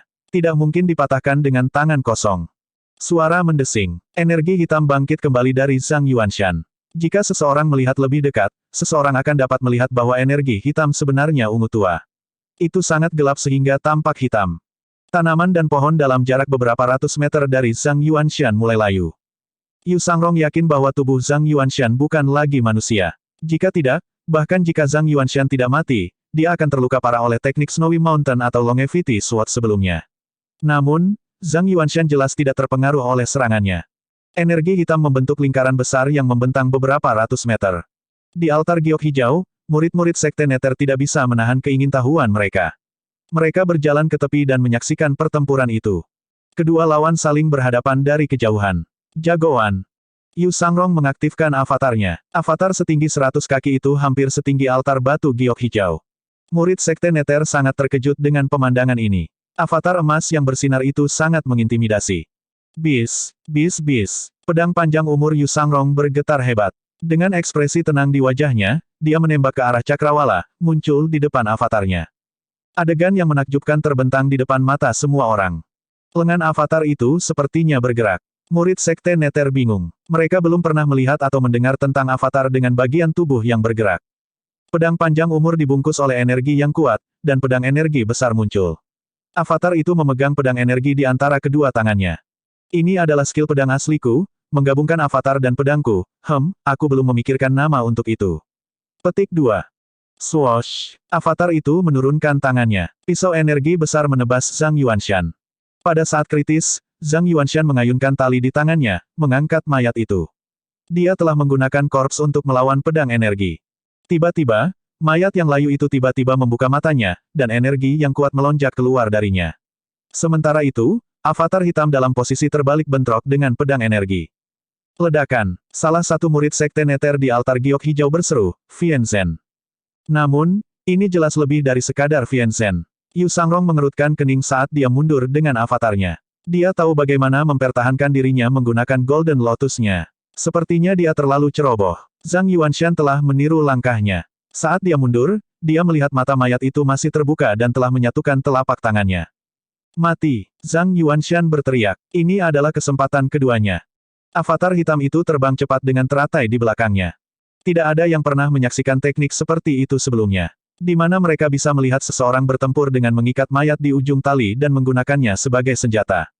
Jangan, abaikan, aku, Zhang Yuanshan berkata dengan kaku saat dia menginjak kakinya, melesat ke udara seperti anak panah yang ditembakkan. Mayat terbang bersamanya. Bersamaan dengan avatarnya, mereka membentuk formasi vertikal. Tuan kedua, murid-murid Neter Sekte berteriak dengan cemas. Yu Sangrong dikirim terbang kembali dengan kecepatan yang sangat cepat. Dalam sekejap, sosoknya tidak lagi terlihat dari altar giok hijau. Lengan Zhang Yuanshan menjadi hitam. Energi hitam dan mayat Kong Yuan diluncurkan gelombang demi gelombang serangan. Tenggorokan Zhang Yuanshan mengeluarkan suara gemericik. Sepertinya dia tertawa. 3 sinar energi cukup untuk menghancurkan avatar Yu Sangrong. Pada saat ini, sebuah suara terdengar. Kakak kedua. Kemudian, badan air jatuh dari langit seperti air terjun dan menghujani avatar wawasan 100 kesengsaraan Yu Sangrong. Pancaran energi mendarat di badan air yang luar biasa. Di atas air yang jatuh, avatar wanita bisa dilihat. Itu seperti Dewi Es yang memancarkan energi. The Amorous Hope terlihat menari-nari di air. Dalam jarak 1000 meter, semua bangunan hancur total dalam sekejap. Teknik gelombang biru. Kakak ke-6. Yu Sangrong mendongak. Dia meliriknya sebelum dia berkata dengan tegas, mundur. Dia sudah mendapatkan kembali pijakannya saat ini. Dia menembak ke arah yang berlawanan. Avatarnya telah menghilang. Zhang Yuanshan memiliki ekspresi membunuh di wajahnya saat dia berkata dengan suara menyeramkan, kutukan, mengutukmu. Petik 2. Pendatang baru itu tidak lain adalah Ye Tianxin. Dia telah melakukan semua yang dia bisa untuk memblokir serangan dari mayat Kong Yuan. Namun, masih ada Zhang Yuanshan yang harus dihadapi. Lengan Zhang Yuanshan membesar dan ototnya membuncit. Kesempatan ketiga, semuanya harus mati. Ye Tianxin mengingat Amorous Hope-nya. Dia menerima nasihat Yu Sangrong dan dengan cepat mundur dengan avatarnya. Kakak kedua, dia memiliki dukun agung yang mendukungnya, The Enter and Return Three Souls harus bisa menghadapinya. Saat Ye Tianxin memproyeksikan suaranya ke Yu Sangrong, dia merasakan energi mendekati dirinya. Tiba-tiba, dia menemukan bahwa tidak hanya lengan Zhang Yuanshan yang tumbuh lebih besar, tetapi sepertinya dia telah menumbuhkan tentakel. Beberapa tentakel sudah berada di atasnya. Bab 381, Pedang Iblis. Kemunculan tentakel yang tiba-tiba membuat Ye Tianxian terkejut. Dia mencoba memblokir tentakel yang masuk dengan energinya yang seperti gelombang. Ledakan, ledakan, ledakan. Tentakel membanting dinding energi Ye Tianxin dengan keras. Yu Sangrong menembak ke arah Ye Tianxin dengan pedangnya di tangan secepat kilat. Saya membunuh pembudidaya Vienzhen untuk sarapan. Bis, energi berbentuk kipas ditembakkan dari Longevity Sword. Yu Sangrong memegang pedang panjang umur dengan kedua tangannya dan mengayunkannya ke bawah. Pada saat ini, kekuatan mengerikan dari pedang panjang umur tampaknya ditampilkan sepenuhnya. Energi itu sepertinya memotong avatar teratai emas hitam. Bam! Avatar itu retak. Mata Kong Yuan membelalak. Telapak tangannya tetap menyatu ketika dia melihat avatar hitam itu dibelah. Dampak serangan itu membuatnya terguncang kembali. Tali yang diikat di sekelilingnya putus saat ini. Dia terus terbang mundur. Yu Sangrong bahkan tidak berkenan melirik Kong Yuan. Dia tahu Kong Yuan hanyalah mayat, boneka yang sedang dikendalikan. Dia melihat ke arah Ye Tianxin di belakangnya yang saat ini sedang diserang oleh tentakel dan berkata, Suster Junior, pertahankan dengan teratai emasmu. Petik 2. Oh, petik 2. Mata Yu Sangrong bersinar saat ini. Dia mulai terbang dengan kecepatan membutakan menuju Zhang Yuanshan. Sementara itu, avatar Ye Tianxin telah mundur. Teratai emasnya mekar dan menahan tentakelnya. Di depan Zhang Yuanshan, ada banyak tentakel. Mereka seperti rumpun tanaman merambat yang terus melayang di udara. Tentakelnya diselimuti energi ungu. Ketika Zhang Yuanshan melihat bahwa Kong Yuan dikirim terbang, dia secara naluriah menatap Yu Sangrong, pedang iblis. Yu Sangrong membelakangi langit kelabu dan dia sedang menyerbu ke arah Zhang Yuanshan di udara dengan sudut 45 derajat. Dengan setiap langkah yang dia ambil, riak akan muncul di bawah kakinya. Riak emas tampaknya merusak ruang itu sendiri. Saat dia terus bergerak, tubuhnya tampak buram. Faktanya, semua yang ada di sekitar sepertinya tidak fokus. Seolah-olah semuanya terendam air. Ini memberikan kualitas surrealis ke sekitarnya. Ini adalah keterampilan pedang yang terkenal dari Yu Sangrong, kembali dan masuki 3 jiwa. 3 jiwa mengacu pada pedang pertama, pancaran asal, yang merupakan ki kemurnian tinggi dan matahari. Jiwa kedua adalah roh agung, transformasi Yin Qi. Jiwa ketiga adalah inti bawah, ketidakmurnian Yin Qi. Setiap orang yang berkultivasi memiliki 3 jiwa. Cahaya asal adalah keilahian yang baru lahir. Disinilah alam Naschen Divinity Tribulation berasal dari namanya. Kembali dan masuk 3 jiwa. 3 pedang dan 3 jalur menyerang pada saat bersamaan. 3 pedang bergabung menjadi satu untuk memutuskan 3 jiwa, dengan demikian, melenyapkan tubuh dan jiwa target. Yu Sangrong tidak hanya memiliki 3 sosok. Klonnya tampaknya juga memiliki avatar mereka sendiri. 3 teratai emas turun dari langit. Adegan ini jauh melebihi ekspektasi Zhang Yuanshan. Matanya membelalak ngeri saat dia melihat ketiga klon bergabung menjadi satu. Bama, tolong, saya. Suara yang dalam terdengar di telinga Zhang Yuanshan. Aku sudah memberitahumu bahwa kamu hanya memiliki 2 hingga 3 peluang, kesempatan ketiga ini akan mengorbankan nyawamu. Kamu, keheningan turun di seluruh tempat saat ini. Zhang Yuanshan ingin menarik talinya dan membela diri dengan mayat Kong Yuan. Sayangnya, Kong Yuan sudah lama pergi. Dia tertawa gila saat menemukan ini. Lupakan, lupakan. Pada saat ini, pedang panjang umur menembus tubuh Zhang Yuanshan. Tubuhnya bergetar hebat saat dia terus tertawa gila. Rasanya seolah-olah jiwanya telah tertusuk juga. Namun, dia tidak berhenti tertawa. Suara tawanya menyebar jauh ke altar giok hijau. Saat ini, pertempuran tidak bisa lagi dilihat dari altar giok hijau. Yang bisa didengar hanyalah tawa gila ini. Setelah mendengar ini, murid-murid Sekte Nether menggigil ketakutan. Sesaat kemudian, mereka mendengar teriakan dari jauh. Aku telah menjadi pengecut sepanjang hidupku, hari ini, aku, Zhang Yuanshan, akan menerima kematian seperti seorang teman lama. Zhang Yuanshan berada di tengah saat energinya tumpah ke sekitarnya. Tentakel berputar lebih keras. Ini adalah kesempatan ketiganya yang sebenarnya. Langkah pamungkas yang ditanam Bama dalam dirinya. Persembahan korban, kata sebuah suara aneh. Zhang Yuanshan berteriak, bahkan jika aku harus mati, aku akan menyeretmu bersamaku. Setelah persembahan korban selesai, tentakel melesat ke arah Yu Sangrong dan Ye Tianxin dengan panik. Seluruh tempat sepertinya dipenuhi tentakel. Ye Tianxian sudah mundur jauh saat dia mengusir tentakel. Sementara itu, Yu Sangrong masih berada di tengah pertarungan. Ketika dia melihat tentakel yang sepertinya datang padanya dari segala arah, dia mengayunkan pedangnya dengan ganas. Pedangnya bergerak seperti angin dan hanya meninggalkan bayangan samar di belakangnya saat tebasannya menghujani seperti badai. Tidak ada bila energi. Hanya pedang merah yang bersinar itu yang bisa terlihat bergerak maju mundur. Energi bola terbentuk di sekelilingnya saat ini. Ekspresi Yu Sangrong menjadi gelap. Untuk beberapa alasan, adegan dari masternya melatih dia dalam ilmu pedang muncul di benaknya. Dia diberitahu untuk berlatih permainan pedangnya di bawah pohon di musim gugur, dan dia harus menebas semua daun yang jatuh. Selama musim panas, dia akan berlatih di bawah hujan dan harus tetap kering. Di musim dingin, dia diberitahu untuk berlatih di bawah salju, dan dia harus menghindari semua kepingan salju. Dia kehilangan hitungan jumlah pedang kayu yang dia hancurkan dalam prosesnya. Dia akan menerima pukulan yang bagus setiap kali dia mematahkan pedang. Tuannya berkata bahwa elit jalur pedang sejati akan menyukai pedangnya sendiri dan tidak akan pernah membiarkan pedangnya dihancurkan dengan mudah. Hanya ketika dia berhasil menjaga pedang kayunya tetap utuh, tuannya memberinya pedang panjang umur. Pedang panjang umur memiliki berkah umur panjang. Ini adalah hadiah terbaik untuk penduduk negara bangsawan yang memiliki masa hidup yang pendek. Pedang ini adalah segalanya bagi Yu Sangrong. Dia telah menjadi satu dengan pedangnya.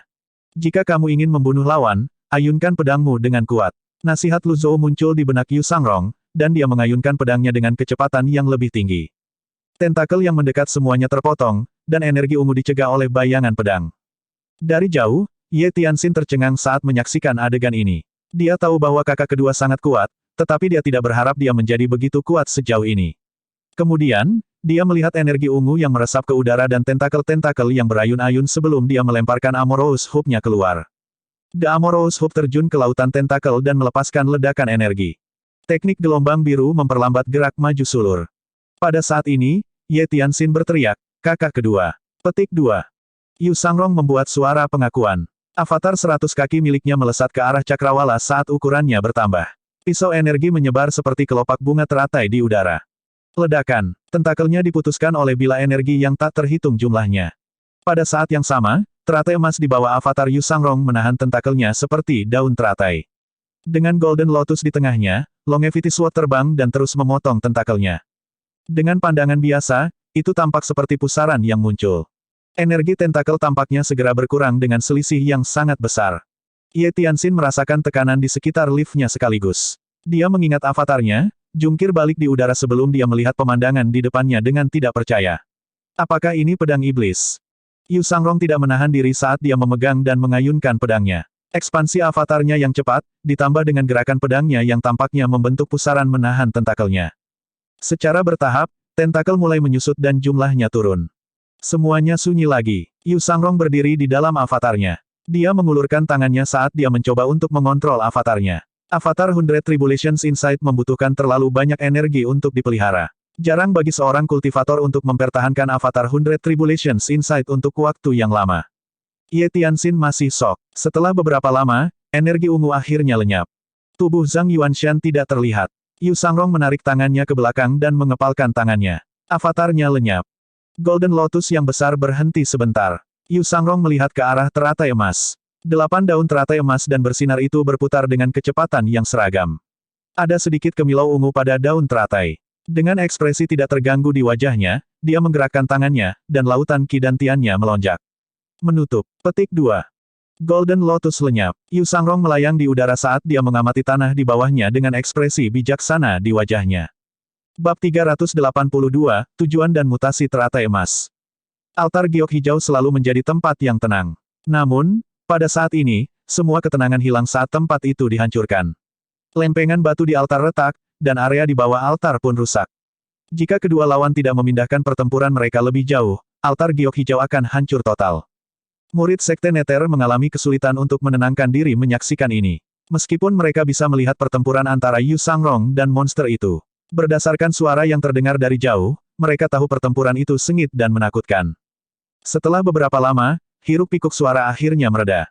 Murid Sekte Nether melompat dari altar giok hijau. Altar itu berantakan dan kacau. Sejauh mata memandang, ada lubang berlubang di tanah. Mereka terbang ke kejauhan, mengikuti jejak reruntuhan yang tersisa setelah pertempuran. Tak lama setelah itu, mereka tiba di pusat pertempuran di mana pertempuran paling sengit terjadi. Selain area yang sangat luas dan dalam di tanah yang tidak rata, mereka tidak melihat tubuh semut. Pepohonan, rerumputan, dan tumbuhan di sekitarnya yang penuh kehidupan semuanya telah layu. Apa yang terjadi di sini? Semua orang melihat sekeliling mereka dengan ketakutan. Ada lebih dari satu monster, aku melihat orang itu melemparkan orang lain yang diikat ke tali. Itu terlihat seperti mayat yang kering, kata seseorang sebelum suara muntah terdengar. Sepertinya teknik dalang dan sihir, ini pertanda buruk bagi tuan kedua, aku khawatir. Petik 2. Tidak mungkin, basis budidaya Mr. Second sangat dalam. Tidak mungkin dia bisa dikalahkan dengan mudah. Petik 2. Di dunia ini, pasti ada seseorang yang lebih kuat darimu. Tidak ada yang pasti di dunia ini. Guru Sekte pernah berkata bahwa kekuatan seorang individu akan selalu lebih rendah dari kekuatan kelompok. Petik 2. Ketika para murid mengingat avatar hitam dan tentakel ungu dan hitam yang mereka lihat di altar giok hijau, mereka bergidik meskipun suhu hangat. Para murid masih sibuk berspekulasi di antara mereka sendiri ketika lingkaran ungu kecil naik ke langit di dekatnya. Tampak seperti awan asap ungu yang menyerupai bentuk bau gunung. Itu tampak seperti rubah. Setelah melihat ini, para murid segera mundur karena terkejut. Bau yang tampaknya terbentuk dari energi berkata dengan suara yang dalam, Yu Sangrong harus mati. Kemudian, lingkaran sihir menghilang bersama dengan energi ungu. Kembali. Petik 2. Apa yang kita lakukan sekarang? Apakah kita membiarkan altar giok hijau begitu saja? Petik 2. Kita harus melaporkan ini ke Master Sekte dulu. Ding. Membunuh target. Hadiah, 2000 poin prestasi. Petik 2. Lu Zhou berada di tengah-tengah merenungkan sesuatu ketika pemberitahuan itu berbunyi, menyebabkan dia sedikit mengernyit. Berdasarkan pengalaman sebelumnya, dia tahu membunuh target 1 hingga 5 daun bernilai 1000 poin prestasi. Membunuh target 6 atau 8 daun bernilai 1500 poin prestasi. Mengapa dia tiba-tiba dihadiahi 2000 poin prestasi? Lu Zhou perlahan bangkit, mengingat Yu Sangrong. Yu Zhenghai dan Si Wuya belum ditangkap. Terlalu dini untuk mempertimbangkan kembalinya mereka ke pavilion, oleh karena itu, tindakan mereka tidak akan memberinya hadiah apapun. Selain itu, murid-muridnya saat ini tidak mampu melakukan ini. Satu-satunya orang yang mampu membunuh target elit seperti itu hanya bisa menjadi Yu Sangrong. Kerutan terlihat di wajah Lu Zhou saat dia terus berpikir sendiri. 9 daun. Kemudian, dia menggelengkan kepalanya, mengabaikan pikirannya. Meskipun Yu Sangrong kuat dan dalam, tidak mungkin baginya untuk membunuh target 9 daun. Selain itu, di mana Yu Sangrong dapat menemukan target 9 daun? Apakah mungkin seseorang sampai pada kesimpulan yang sama seperti saya? Apakah seseorang juga berpikir untuk memutuskan teratai emas untuk mengalahkan kultivator 8 daun? Lu Zhou teringat kata-kata Jiang Aijian tentang pengalamannya membaca tentang hal ini selama diskusi mereka tentang pentas 9 daun dengan Leng Luo dan Pan Litian tempo hari. Dia tahu dia bukan satu-satunya di dunia yang mencoba memahami keadaan 9 daun. Apakah itu Yuntian Luo, Gong Yuandu, atau keluarga kekaisaran Yan Agung, mereka semua mencoba untuk mencari tahu tahap 9 daun. Selain itu, selain Gritian, ada Loulan, Rowli, Qigong, dan negara-negara lain. Ada banyak pembudidaya di dunia. Tidak mungkin tidak ada yang memikirkan atau mencoba mencari tahu tahap 9 daun. Tiba-tiba, Lu Zhou berkata, apakah ada orang di sini? Seorang murid perempuan muncul di dalam aula besar. Master Pavilion. Petik 2. Panggil Jiang Aijian. Petik 2. Dimengerti. Petik 2. Baru-baru ini, Jiang Aijian bersembunyi di Evil Sky Pavilion. Berita kematiannya telah menyebar jauh dan luas. Tentu, ada banyak orang di istana yang skeptis dengan berita ini, itu tidak masalah. Jiang Aijian memiliki jaringan informasi yang luas. Lu Zhou berpikir sudah waktunya untuk membuat Jiang Aijian mendapatkan penghasilannya. Saat ini, berita kematian Jiang Aijian telah menyebar kemana-mana. Di puncak 100 mil sebelah utara altar giok hijau. Matahari bersinar menembus awan di hutan, melukis hutan dengan cahaya kemasan. Salam, kakak kedua. Ye Tianxing dengan hormat dan secara resmi menyapa Yu Sangrong saat dia berdiri di belakangnya. Tidak perlu formalitas seperti itu, kakak junior ke-6. Yu Sangrong membawa pedang panjang umurnya. Dia tidak berbalik. Sebaliknya, dia melihat matahari terbenam. Anehnya, matahari terbenam tampak lebih indah dan menawan baginya daripada sebelumnya. Bagaimanapun, Great Yan tidak pernah kekurangan pemandangan dan pegunungan yang begitu indah. Kakak kedua, apa-apa kamu baik-baik saja? Ye Tianxin masih mengalami kesulitan membungkus pikirannya dengan apa yang telah dilihatnya. Sinar matahari terbenam jatuh ke tubuh Yu Sangrong. Dia tidak bergerak saat dia berkata dengan lembut, saya baik-baik saja. Petik 2. Jalur pedang Anda telah memperluas cakrawala saya, kakak senior kedua. Ye Tianxin memujinya. Namun, setelah mengingat adegan sebelumnya, Yu Sangrong menggelengkan kepalanya. Itu terlalu tidak penting untuk disebutkan. Petik 2. Saya mendengar bahwa Anda telah bergabung kembali dengan Paviliun Langit Jahat, kakak senior kedua. Saya ingin tahu apakah itu benar. Ye Tianxin jarang mengganggu dirinya sendiri dengan dunia kultivasi. Dia telah berkultivasi dalam isolasi selama ini. Dia hanya akan pergi keluar sesekali. Ketika dia pertama kali mendengar tentang berita ini, dia skeptis. Yu Sangrong tersenyum tipis dan berkata, Mehem. Petik 2. Jadi, daftar sasarannya, apakah benar juga? Ye Tianxin bertanya dengan heran. Pada saat ini, Yu Sangrong akhirnya berbalik. Pandangannya tertuju pada Ye Tianxin. Tatapan Yu Sangrong membuat Ye Tianxin merasa gugup dan tegang.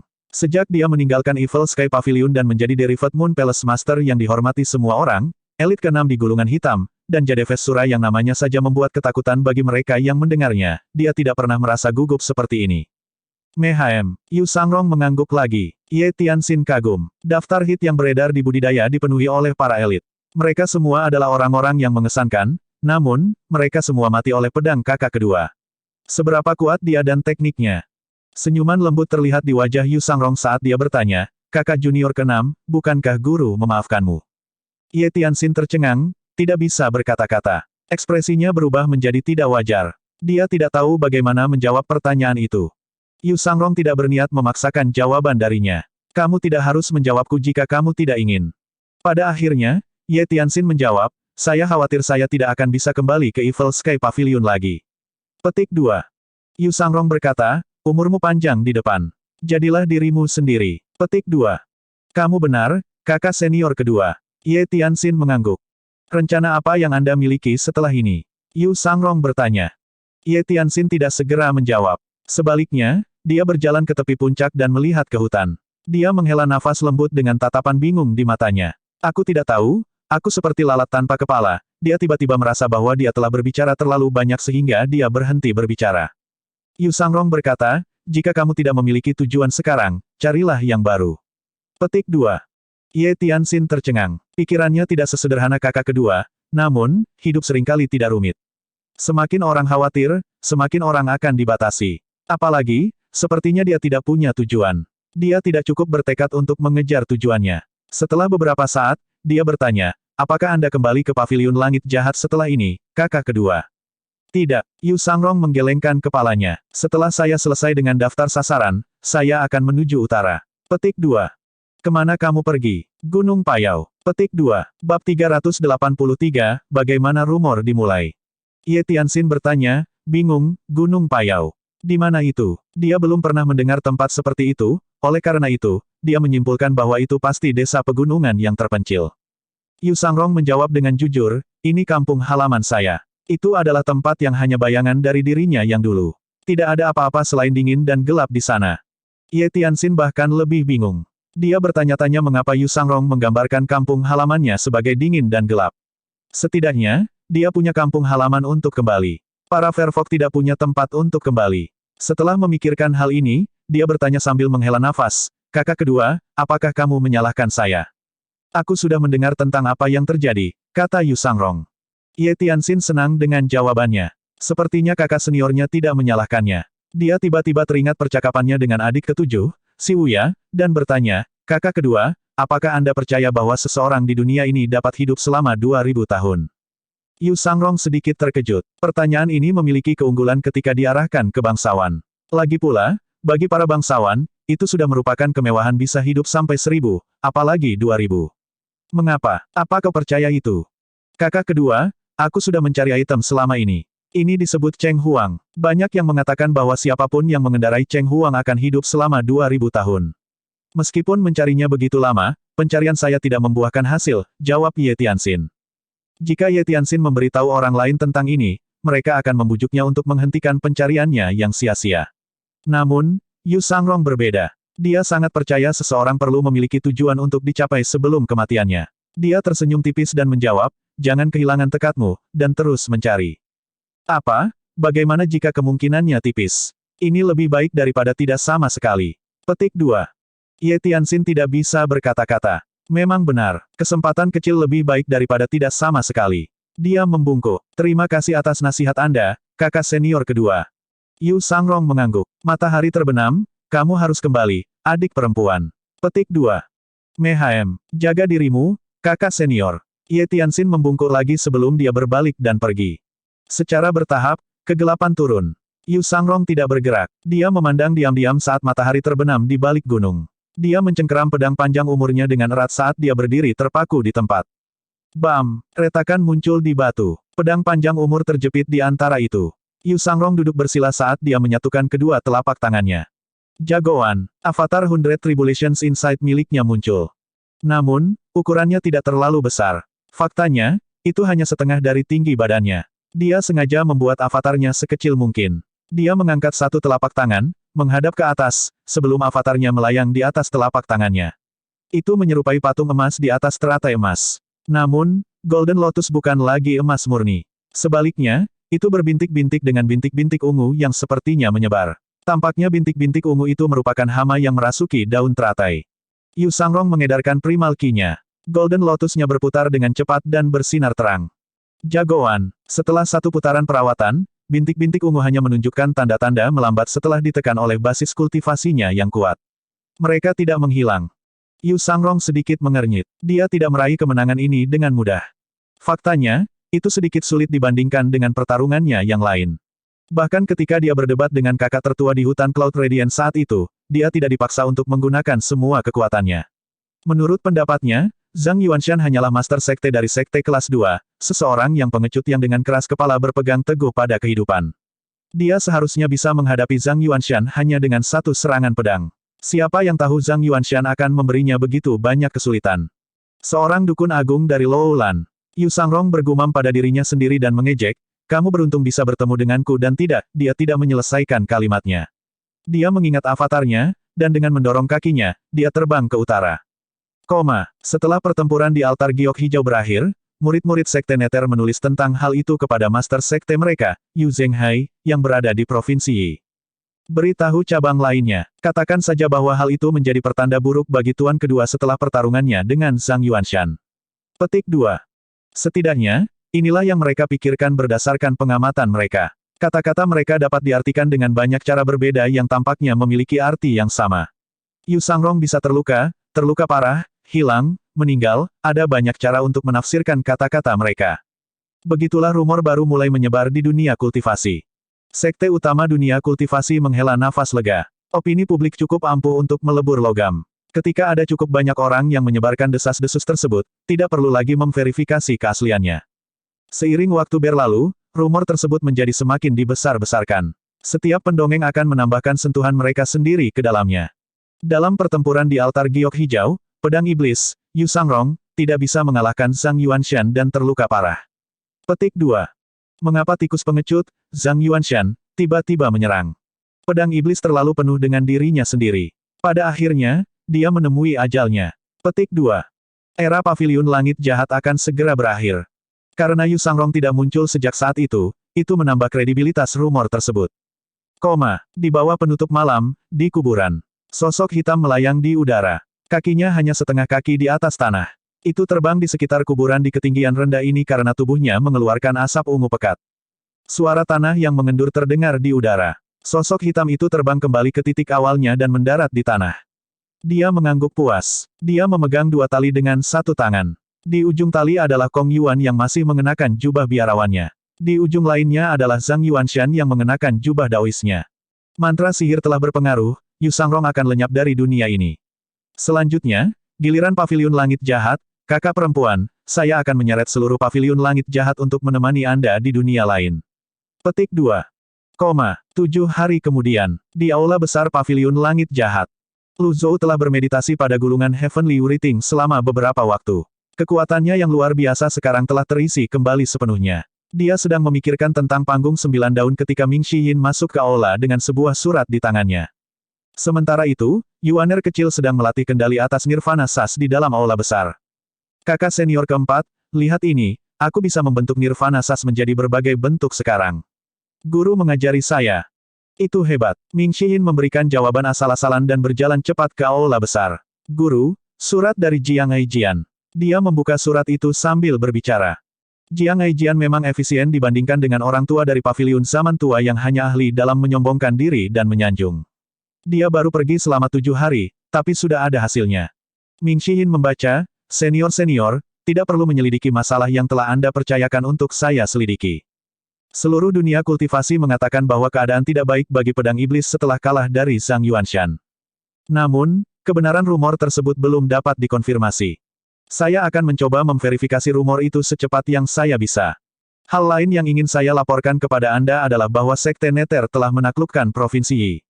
Wei Zuoyan adalah seorang penipu. Dia tidak memiliki kekuatan untuk memadamkan gangguan di Provinsi Yi. Masih banyak yang bisa dikatakan, tapi saya kehabisan ruang. Tolong buka bagian belakang surat itu. Setelah membaca kalimat terakhir, Ming Shiyin mengerutkan kening. Apa yang dia mainkan? Masih ada lagi di balik surat itu. Saya tidak melihat apapun ketika saya membuka surat itu. Bagaimanapun, Ming Shiyin berdeham dan melanjutkan membaca, dengan rumor penghalang gunung pengadilan emas menghilang, keadaan tuan kedua yang tidak diketahui, dan batas besar Anda yang mendekati, Anda harus berhati-hati dengan jalan mulia yang membentuk aliansi. Sudah lama sekali sejak aku menulis surat untukmu, senior tua. Jika saya bisa mendapatkan pedang bagus lainnya sebagai kompensasi, saya pasti akan lebih termotivasi. Hahaha. Ekspresi Ming Shiyin menjadi kaku saat dia membaca akhir surat itu. Hanya bagian pertama dari surat itu yang berguna. Dia merasa seolah-olah dia tidak perlu repot-repot untuk membacakan bagian kedua dari surat itu. Ming Shiyin berkata kepada Lu Zhou, rumor, ini semua adalah rumor, dengan basis kultivasi kakak senior kedua, tidak mungkin Zhang Yuanshan bisa menyentuh seutas rambut kakak laki-laki. Selain itu, Zhang Yuanshan tidak lain adalah pengecut. Petik 2. Namun, Lu Zhou tidak memiliki pendapat yang sama. Berdasarkan reward yang didapatnya, masalahnya tampak lebih rumit. Dia hanya yakin bahwa Zhang Yuanshan telah meninggal. Namun, dia tidak yakin apakah Yu Sangrong tidak terluka. Bagaimanapun, sampai sekarang, tidak ada muridnya yang meninggal sehingga dia tidak yakin apakah sistem akan memberitahu dia tentang kematian murid-muridnya. Lu Zhou perlahan bangkit. Dia mengelus janggutnya dan mondar-mandir sambil berkata, kakak senior kedua Anda lebih suka bertindak sendiri. Dia tidak suka menulis surat. Petik 2. Kamu benar, Tuan. Dia pria dewasa. Dia seharusnya tahu lebih baik untuk melaporkan kesehatannya sesekali, kata Ming Shiyin. Biarkan dia. Meskipun kata-kata Lu Zhou, dia benar-benar tidak ingin ada bahaya yang datang ke Yu Sangrong. Jika dia kehilangan penolong yang hebat, dia pasti akan kesulitan untuk menerima itu. Setelah beberapa saat, Ming Shiyin dengan belak-belakan bertanya, Guru, apa yang harus kita lakukan terhadap kakak tertua? Dia telah menaklukkan Provinsi Yi sekarang. Jelas, dia berencana untuk melawan keluarga kekaisaran. Petik 2. Lu Zhou tidak menjawab Ming Shiyin. Aku ingin menangkap itu juga dan bertanya padanya tentang apa yang terjadi di masa lalu. Masalahnya adalah, semuanya tidak sesederhana itu. Sekte Nether memiliki banyak cabang dan pangkalan tersembunyi. Setelah pertarungannya dengan Yu Sangrong di Radiant Cloud Forest, tidak ada yang tahu di mana Yu Zhenghai bersembunyi saat ini. Provinsi Yi sangat besar. Ini seperti mencari jarum di tumpukan jerami. Apalagi, Sekte Nether telah memperluas kekuatannya dari puluhan ribu anggota menjadi ratusan ribu anggota dalam waktu singkat. Ada juga 4 pelindung besar yang semuanya terampil dalam hak mereka sendiri. Mereka juga memiliki Si Wuya sebagai otak dari operasi tersebut. Lu Zhou mengelus jenggotnya saat dia merenungkan ini. Dia belum pernah bertemu Yu Zhenghai sejak dia pindah ke sini. Mereka memiliki beberapa pertemuan dekat, tapi hanya itu. Master Sekte dari Sekte Iblis terbesar di bawah langit lari lebih cepat dari kebanyakan. Apakah aku begitu menakutkan? Suruh Jiang Aijian lebih memperhatikan Provinsi Yi, jika ada waktu, aku akan pergi ke Provinsi Yi dan secara pribadi menangkap itu. Petik 2. Ya Tuan. Setelah mengatakan ini, mata Ming Xiyin melihat sekeliling saat dia berkata, Guru, dengan rumor yang beredar, orang akan menganggap kita penurut. Saya meminta izin untuk turun gunung dan memukuli orang-orang itu. Petik 2. Pada saat ini, Duan Museng masuk dengan tombak tuannya di tangan. Kamu berpikir untuk bermain di luar, bukan? Tentu saja tidak, kata Ming Xiyin. Ming Xiyin akan menjelaskan kesetiaannya ketika suara keras seseorang yang jatuh berlutut terdengar di udara. Salam, Tuan. Bab 384, tidak dapat ditemukan dimanapun. Ming Xiyin mengerutkan kening. Dia berbalik dan melihat Su Honggong berlutut di tanah. Ini tidak akan berhasil. Aku benar-benar harus meluangkan waktu untuk memberikan Old Eight pukulan yang bagus. Salam kakak keempat, kakak ketiga, kakak keempat, kamu terlihat lebih tampan dibandingkan kemarin. Su Honggong dengan berani bersujud saat dia menyapa Ming Xiyin dan Duan Museng. Ming Xiyin, dia tidak menjawab, tetapi dia berpikir, oh, baiklah. Aku akan memaafkanmu kali ini. Petik 1. Su Honggong menghampiri mereka dan berkata, Guru, saya harus membuat laporan. Petik 2. Mari kita dengarkan. Petik 2. Saya menerima surat dari pengkhianat, Si Wuya. Dia berpikir bahwa saya masih mudah dimanipulasi seperti sebelumnya. Dia tidak tahu bahwa di bawah perawatan dan bimbingan Anda yang cermat, saya menjadi sangat pintar. Su Honggong berkata, tidak lupa untuk menyanjung Lu Zhou saat dia melakukannya. Langsung ke pengejaran. Baca suratnya. Duan Museng mengangkat Overlord Spear-nya. Su Honggong segera membuka surat itu dan membaca, Tuan yang terkasih, izinkan saya memberi hormat kepada Anda. Duan Museng tiba-tiba berjalan ke Su Honggong dan meraih kerah bajunya, mengangkatnya dari tanah. Itu sudah cukup. Petik 2. Air mata mengalir di wajah Su Honggong. Itu benar, itulah yang tertulis dalam surat itu. Petik 2, petik 2. Cukup. Lu Zhou mengerutkan kening. Duan Museng buru-buru melepaskan Su Honggong. Mereka berdua berlutut di tanah, khawatir tuan mereka akan melampiaskan amarahnya pada mereka. Lu Zhou melirik keduanya, merasa terlalu malas untuk menegur mereka. Dengan lambaian tangannya, dia mengambil surat itu dengan energinya dan membawanya ke tangannya. Bahkan jika Su Honggong adalah orang paling berani di dunia, dia tidak akan pernah berani menghentikan surat itu terbang ke arah tuannya. Lu Zhou membaca isi surat itu.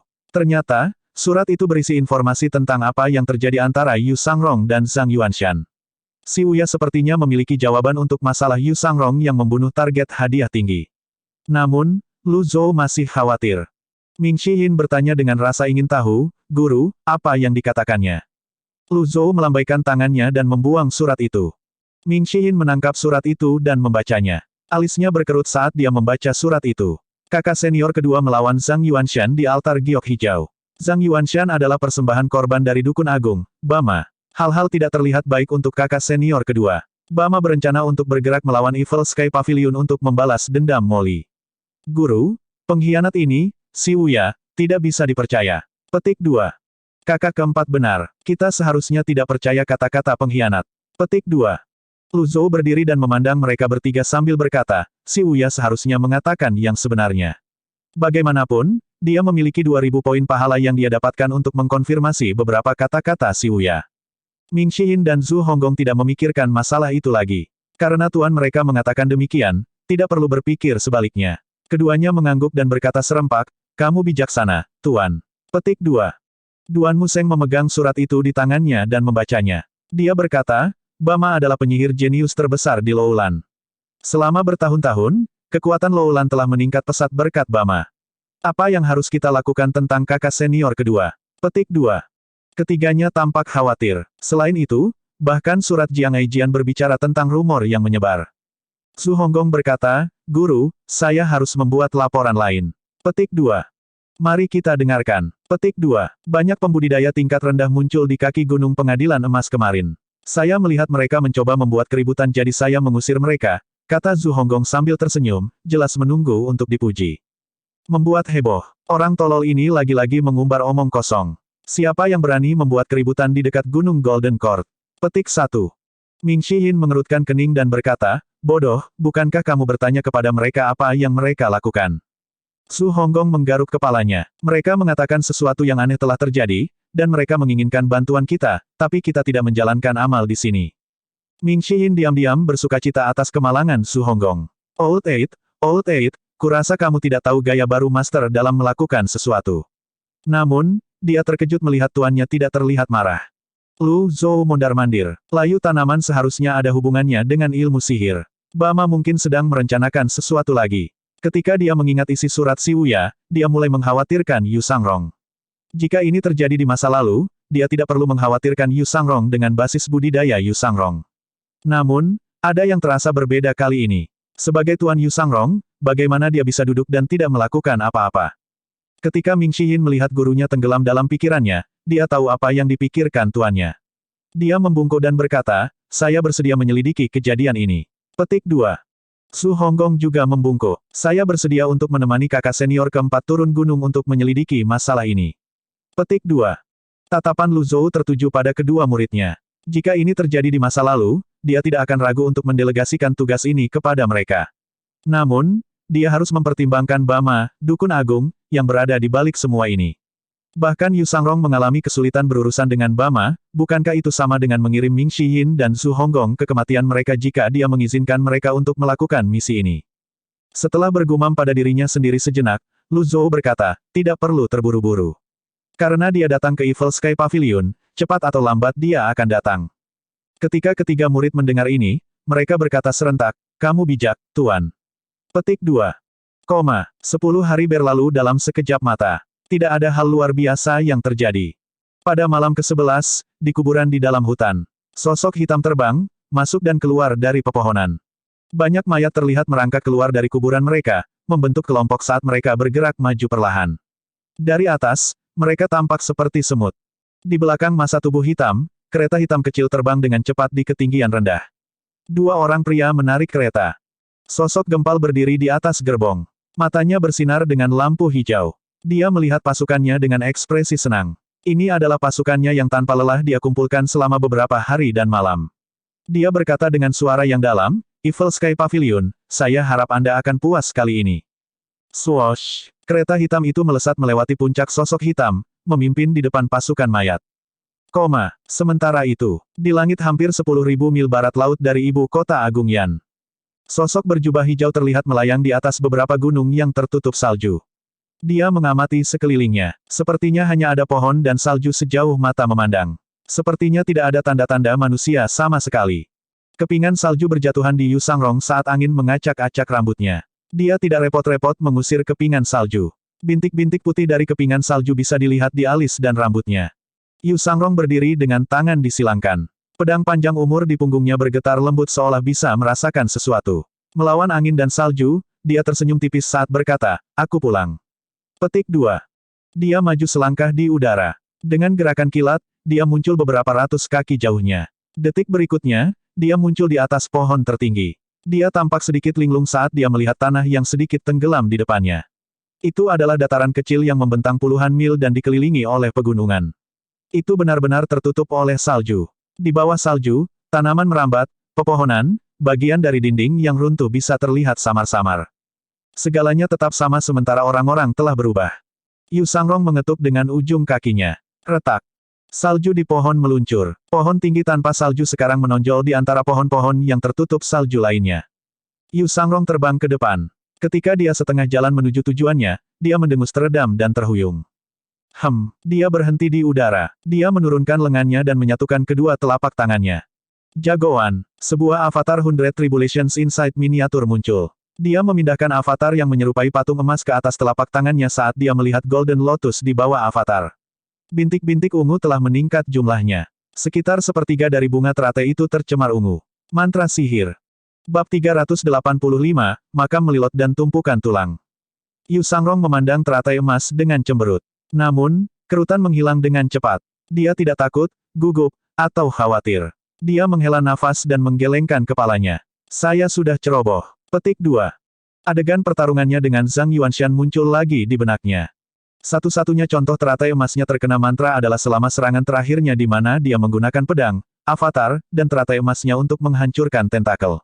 Dia mencoba menentukan waktu. Dalam setengah bulan, sepertiga dari teratai emasnya tercemar. Dengan kata lain, dia memiliki sisa 1 bulan lagi sebelum teratai emasnya benar-benar tercemar oleh mantra itu. Jika itu terjadi, tidak akan ada penyelamatan nyawanya. Dia menggerakkan tangannya. Avatar 100 Tribulations Insight lenyap. Dia terus terbang ke depan ke tengah dataran. Ekspresinya tenang saat dia mengayunkan lengannya dan melesat ke langit. Jagoan, avatarnya muncul kembali. Avatarnya yang setinggi 100 kaki melepaskan hembusan udara panas. Meskipun sepertiga dari Golden Lotus-nya tercemar ungu, dia masih bisa melepaskan semburan kekuatan yang menakutkan ini. Dengan gelombang kekuatan ini, salju di sekitarnya mencair dengan cepat dan kelembapan menguap. Hanya dalam waktu singkat, salju dalam jarak beberapa ribu meter darinya dilelehkan oleh primal ki-nya. Dengan lenyapnya salju, tampilan asli tanah itu terungkap. Batang melilot bisa dilihat. Mereka tumbuh tangguh meskipun ada angin dan salju. 2 patung batu yang jatuh bisa dilihat di pintu masuk tempat Yu Sangrong lewat. Sepertinya itu harimau. Karena kerusakan, hanya setengah dari tubuh mereka yang tersisa. Pepohonan dan rumput menutupi tanah. Selain melilot, hampir tidak ada bangunan yang terlihat. Segala sesuatu dari masa lalu sepertinya terkubur dalam-dalam. Sekelompok serigala melolong di dekatnya. Burung-burung itu sepertinya terpengaruh oleh avatar tersebut, dan mereka melarikan diri. Binatang tingkat rendah merasakan kehadiran Yu Sangrong dan tidak berani mendekatinya. Yu Sangrong menggelengkan kepalanya. Dengan berlalunya waktu, banyak hal mungkin tetap ada, tetapi orang-orang telah berubah. Pada saat ini, Yu Sangrong melihat sekawanan serigala liar berdiri di puncak gunung saat mereka menatapnya. Mereka tidak takut, menarik. Yu Sangrong tersenyum. Dia terjun ke arah serigala. Meskipun mereka rata-rata serigala liar di dunia budidaya, mereka bukanlah binatang buas yang bisa dibandingkan dengan rekan mereka yang berada di dekat pemukiman manusia. Serigala liar ini sepertinya memancarkan primal ki yang samar. Dalam hal kecepatan, mereka jauh lebih cepat dari serigala biasa. Ketika serigala liar melihat Yu Sangrong menyelam ke arah mereka, mereka berbalik dan berlari ke kejauhan. Tubuh Yu Sangrong praktis sejajar dengan tanah saat dia terbang. Energinya membentuk penghalang di sekeliling dirinya. Dia melewati lembah dan sepetak hutan. Akhirnya, sekelompok serigala berhenti di bawah puncak gunung. Itu adalah tebing 90 derajat yang tertutup salju. Sekelompok serigala melolong saat mereka duduk di bagian belakang mereka di atas salju. Mereka memandang Yu Sangrong yang sedang melayang di udara. Yu Sangrong terkekeh dan berkata, "Apakah ini tempat yang kamu inginkan untuk membawaku?" Serigala melolong seolah-olah mereka menanggapi Yu Sangrong. "Baik, saya akan menganggap itu sebagai ya." Petik 2. Serigala itu kembali melolong. Mehaem, terima kasih sudah menunjukkan jalannya. Kami akan bertemu lagi di masa depan. Petik 2. Pas serigala berbalik dan pergi, dipimpin oleh serigala alfa. Yu Sangrong melihat ke dinding tebing sebelum dia membanting satu tangan ke dinding itu. Ledakan, energinya mendarat di permukaan tebing, menyebabkan salju meluncur. Penampilan asli wajah tebing terungkap hanya dalam sekejap. Pintu batu. Yu Sangrong sedikit terkejut. Dia berjalan mendekat dan melihat 3 kata besar di permukaan batu, kuburan melilot. Kuburan melilot. Meskipun Yu Sangrong kuat secara mental dan spiritual, dia tidak bisa menahan perasaan terguncang ketika melihat kata-kata ini. Dia, secara alami, tahu apa arti kata-kata ini. Dengan ingatan kabur sebagai panduan, dia mengangkat tangan kanannya dan menjentikkan 2 jari. Setetes darah menyembur dari ujung jari telunjuknya ke arah tebing. Percikan, urat yang terukir di permukaan tebing bersinar. Cahaya menyebar dari titik di mana tetesan darah mendarat di sekitarnya. Dengan ini, Yu Sangrong yakin ini benar-benar kuburan yang ditinggalkan oleh para bangsawan. Suara mendesing. Pintu batu itu terbuka. Yu Sangrong berjalan ke kuburan tanpa ragu-ragu. Saat dia memasuki makam melilot, suara mendesing. Pintu batu menutup dengan cepat. Dia menemukan dirinya di lingkungan yang remang-remang. Namun, dia tampak tidak takut dan terus menatap ke depan. Adegan yang menyapa matanya sedikit mengejutkannya. Tumpukan tulang putih tergeletak di lantai dalam formasi rapi. Melilot mekar di siang hari dan layu di malam hari. Penduduknya lebih suka tinggal dan bersembunyi dalam utopia sampai mereka mati. Yu Sangrong berjalan lebih jauh ke kuburan. Saat berada di bagian terdalam, akhirnya tidak ada tulang yang terlihat. Di tengah pekuburan ada podium bundar. Dia mendongak tetapi tidak melihat apapun selain naskah yang diukir di dinding batu. Itu adalah kata, umur panjang.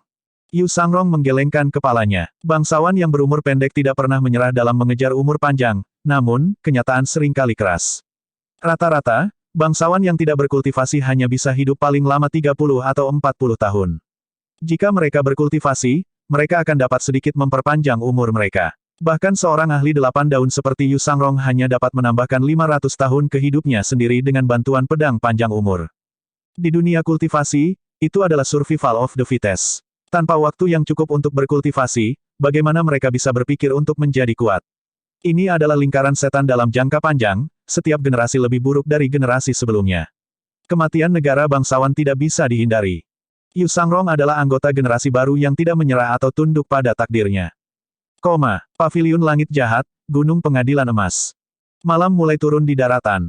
Kereta hitam yang ditarik oleh dua sosok terbang tepat di atas puncak pepohonan. Massa hitam tubuh mendekati Gunung Pengadilan Emas. Berhenti. Suara dalam sosok hitam itu terdengar dari atas kereta hitam dan menyebar ke sekitarnya. Massa tubuh mematuhi perintahnya dengan ketat karena mereka berhenti bergerak seketika. Dia melirik kerumunan di bawah dan berbicara dengan santai, Grand Elder cabang Hengku, Zhang Jin. Gedebuk, gedebuk. Salah satu sosok di tanah berbalik perlahan dan menghadap kereta hitam. Matanya tidak bernyawa, wajahnya kaku. Sebuah bekas luka bisa terlihat di lehernya. Bama mengeluarkan jimat, menggambar beberapa pukulan di atasnya dengan tangannya, dan melemparkannya. Jimat itu menempel di tubuh Zhang Jin. Pergilah. Petik 2. Zhang Jin menjawab secara mekanis, dimengerti. Kemudian, seperti anjing gila, dia berlari menuju Gunung Pengadilan Emas. Gunung Pengadilan Emas saat ini tidak lagi dilindungi oleh penghalang. Para pendatang baru ini, tentu saja, tidak terhalang. Zhang Jin adalah Grand Elder cabang Hengku ketika dia masih hidup. Dia memiliki basis budidaya 6 daun. Dalam waktu singkat, dia telah sampai di kaki Gunung Pengadilan Emas. Dia mendongak dengan acuh tak acuh sebelum dia terus berlari ke atas gunung, mengaduk-aduk hembusan angin saat dia bergerak. Siapa yang berani menerobos Gunung Pengadilan Emas? Zhou Jifeng terbang melewati pedangnya. Dia melirik si penyusup dan ketakutan. Dia belum pernah melihat orang yang begitu aneh. Zhang Jin tidak menjawab sambil terus berlari. Zhou Jifeng menyerang dari langit. Beberapa bila energi ditembakkan ke arah Zhang Jin. Bang, bang, bang. Pisau energi bahkan tidak bisa menembus tubuh tangguh Zhang Jin. Apa? Zhou Jifeng menyadari bahwa ini bukanlah monster yang bisa dia bunuh. Dia buru-buru terbang kembali ke paviliun dengan pedangnya saat Zhang Jin terus berlari.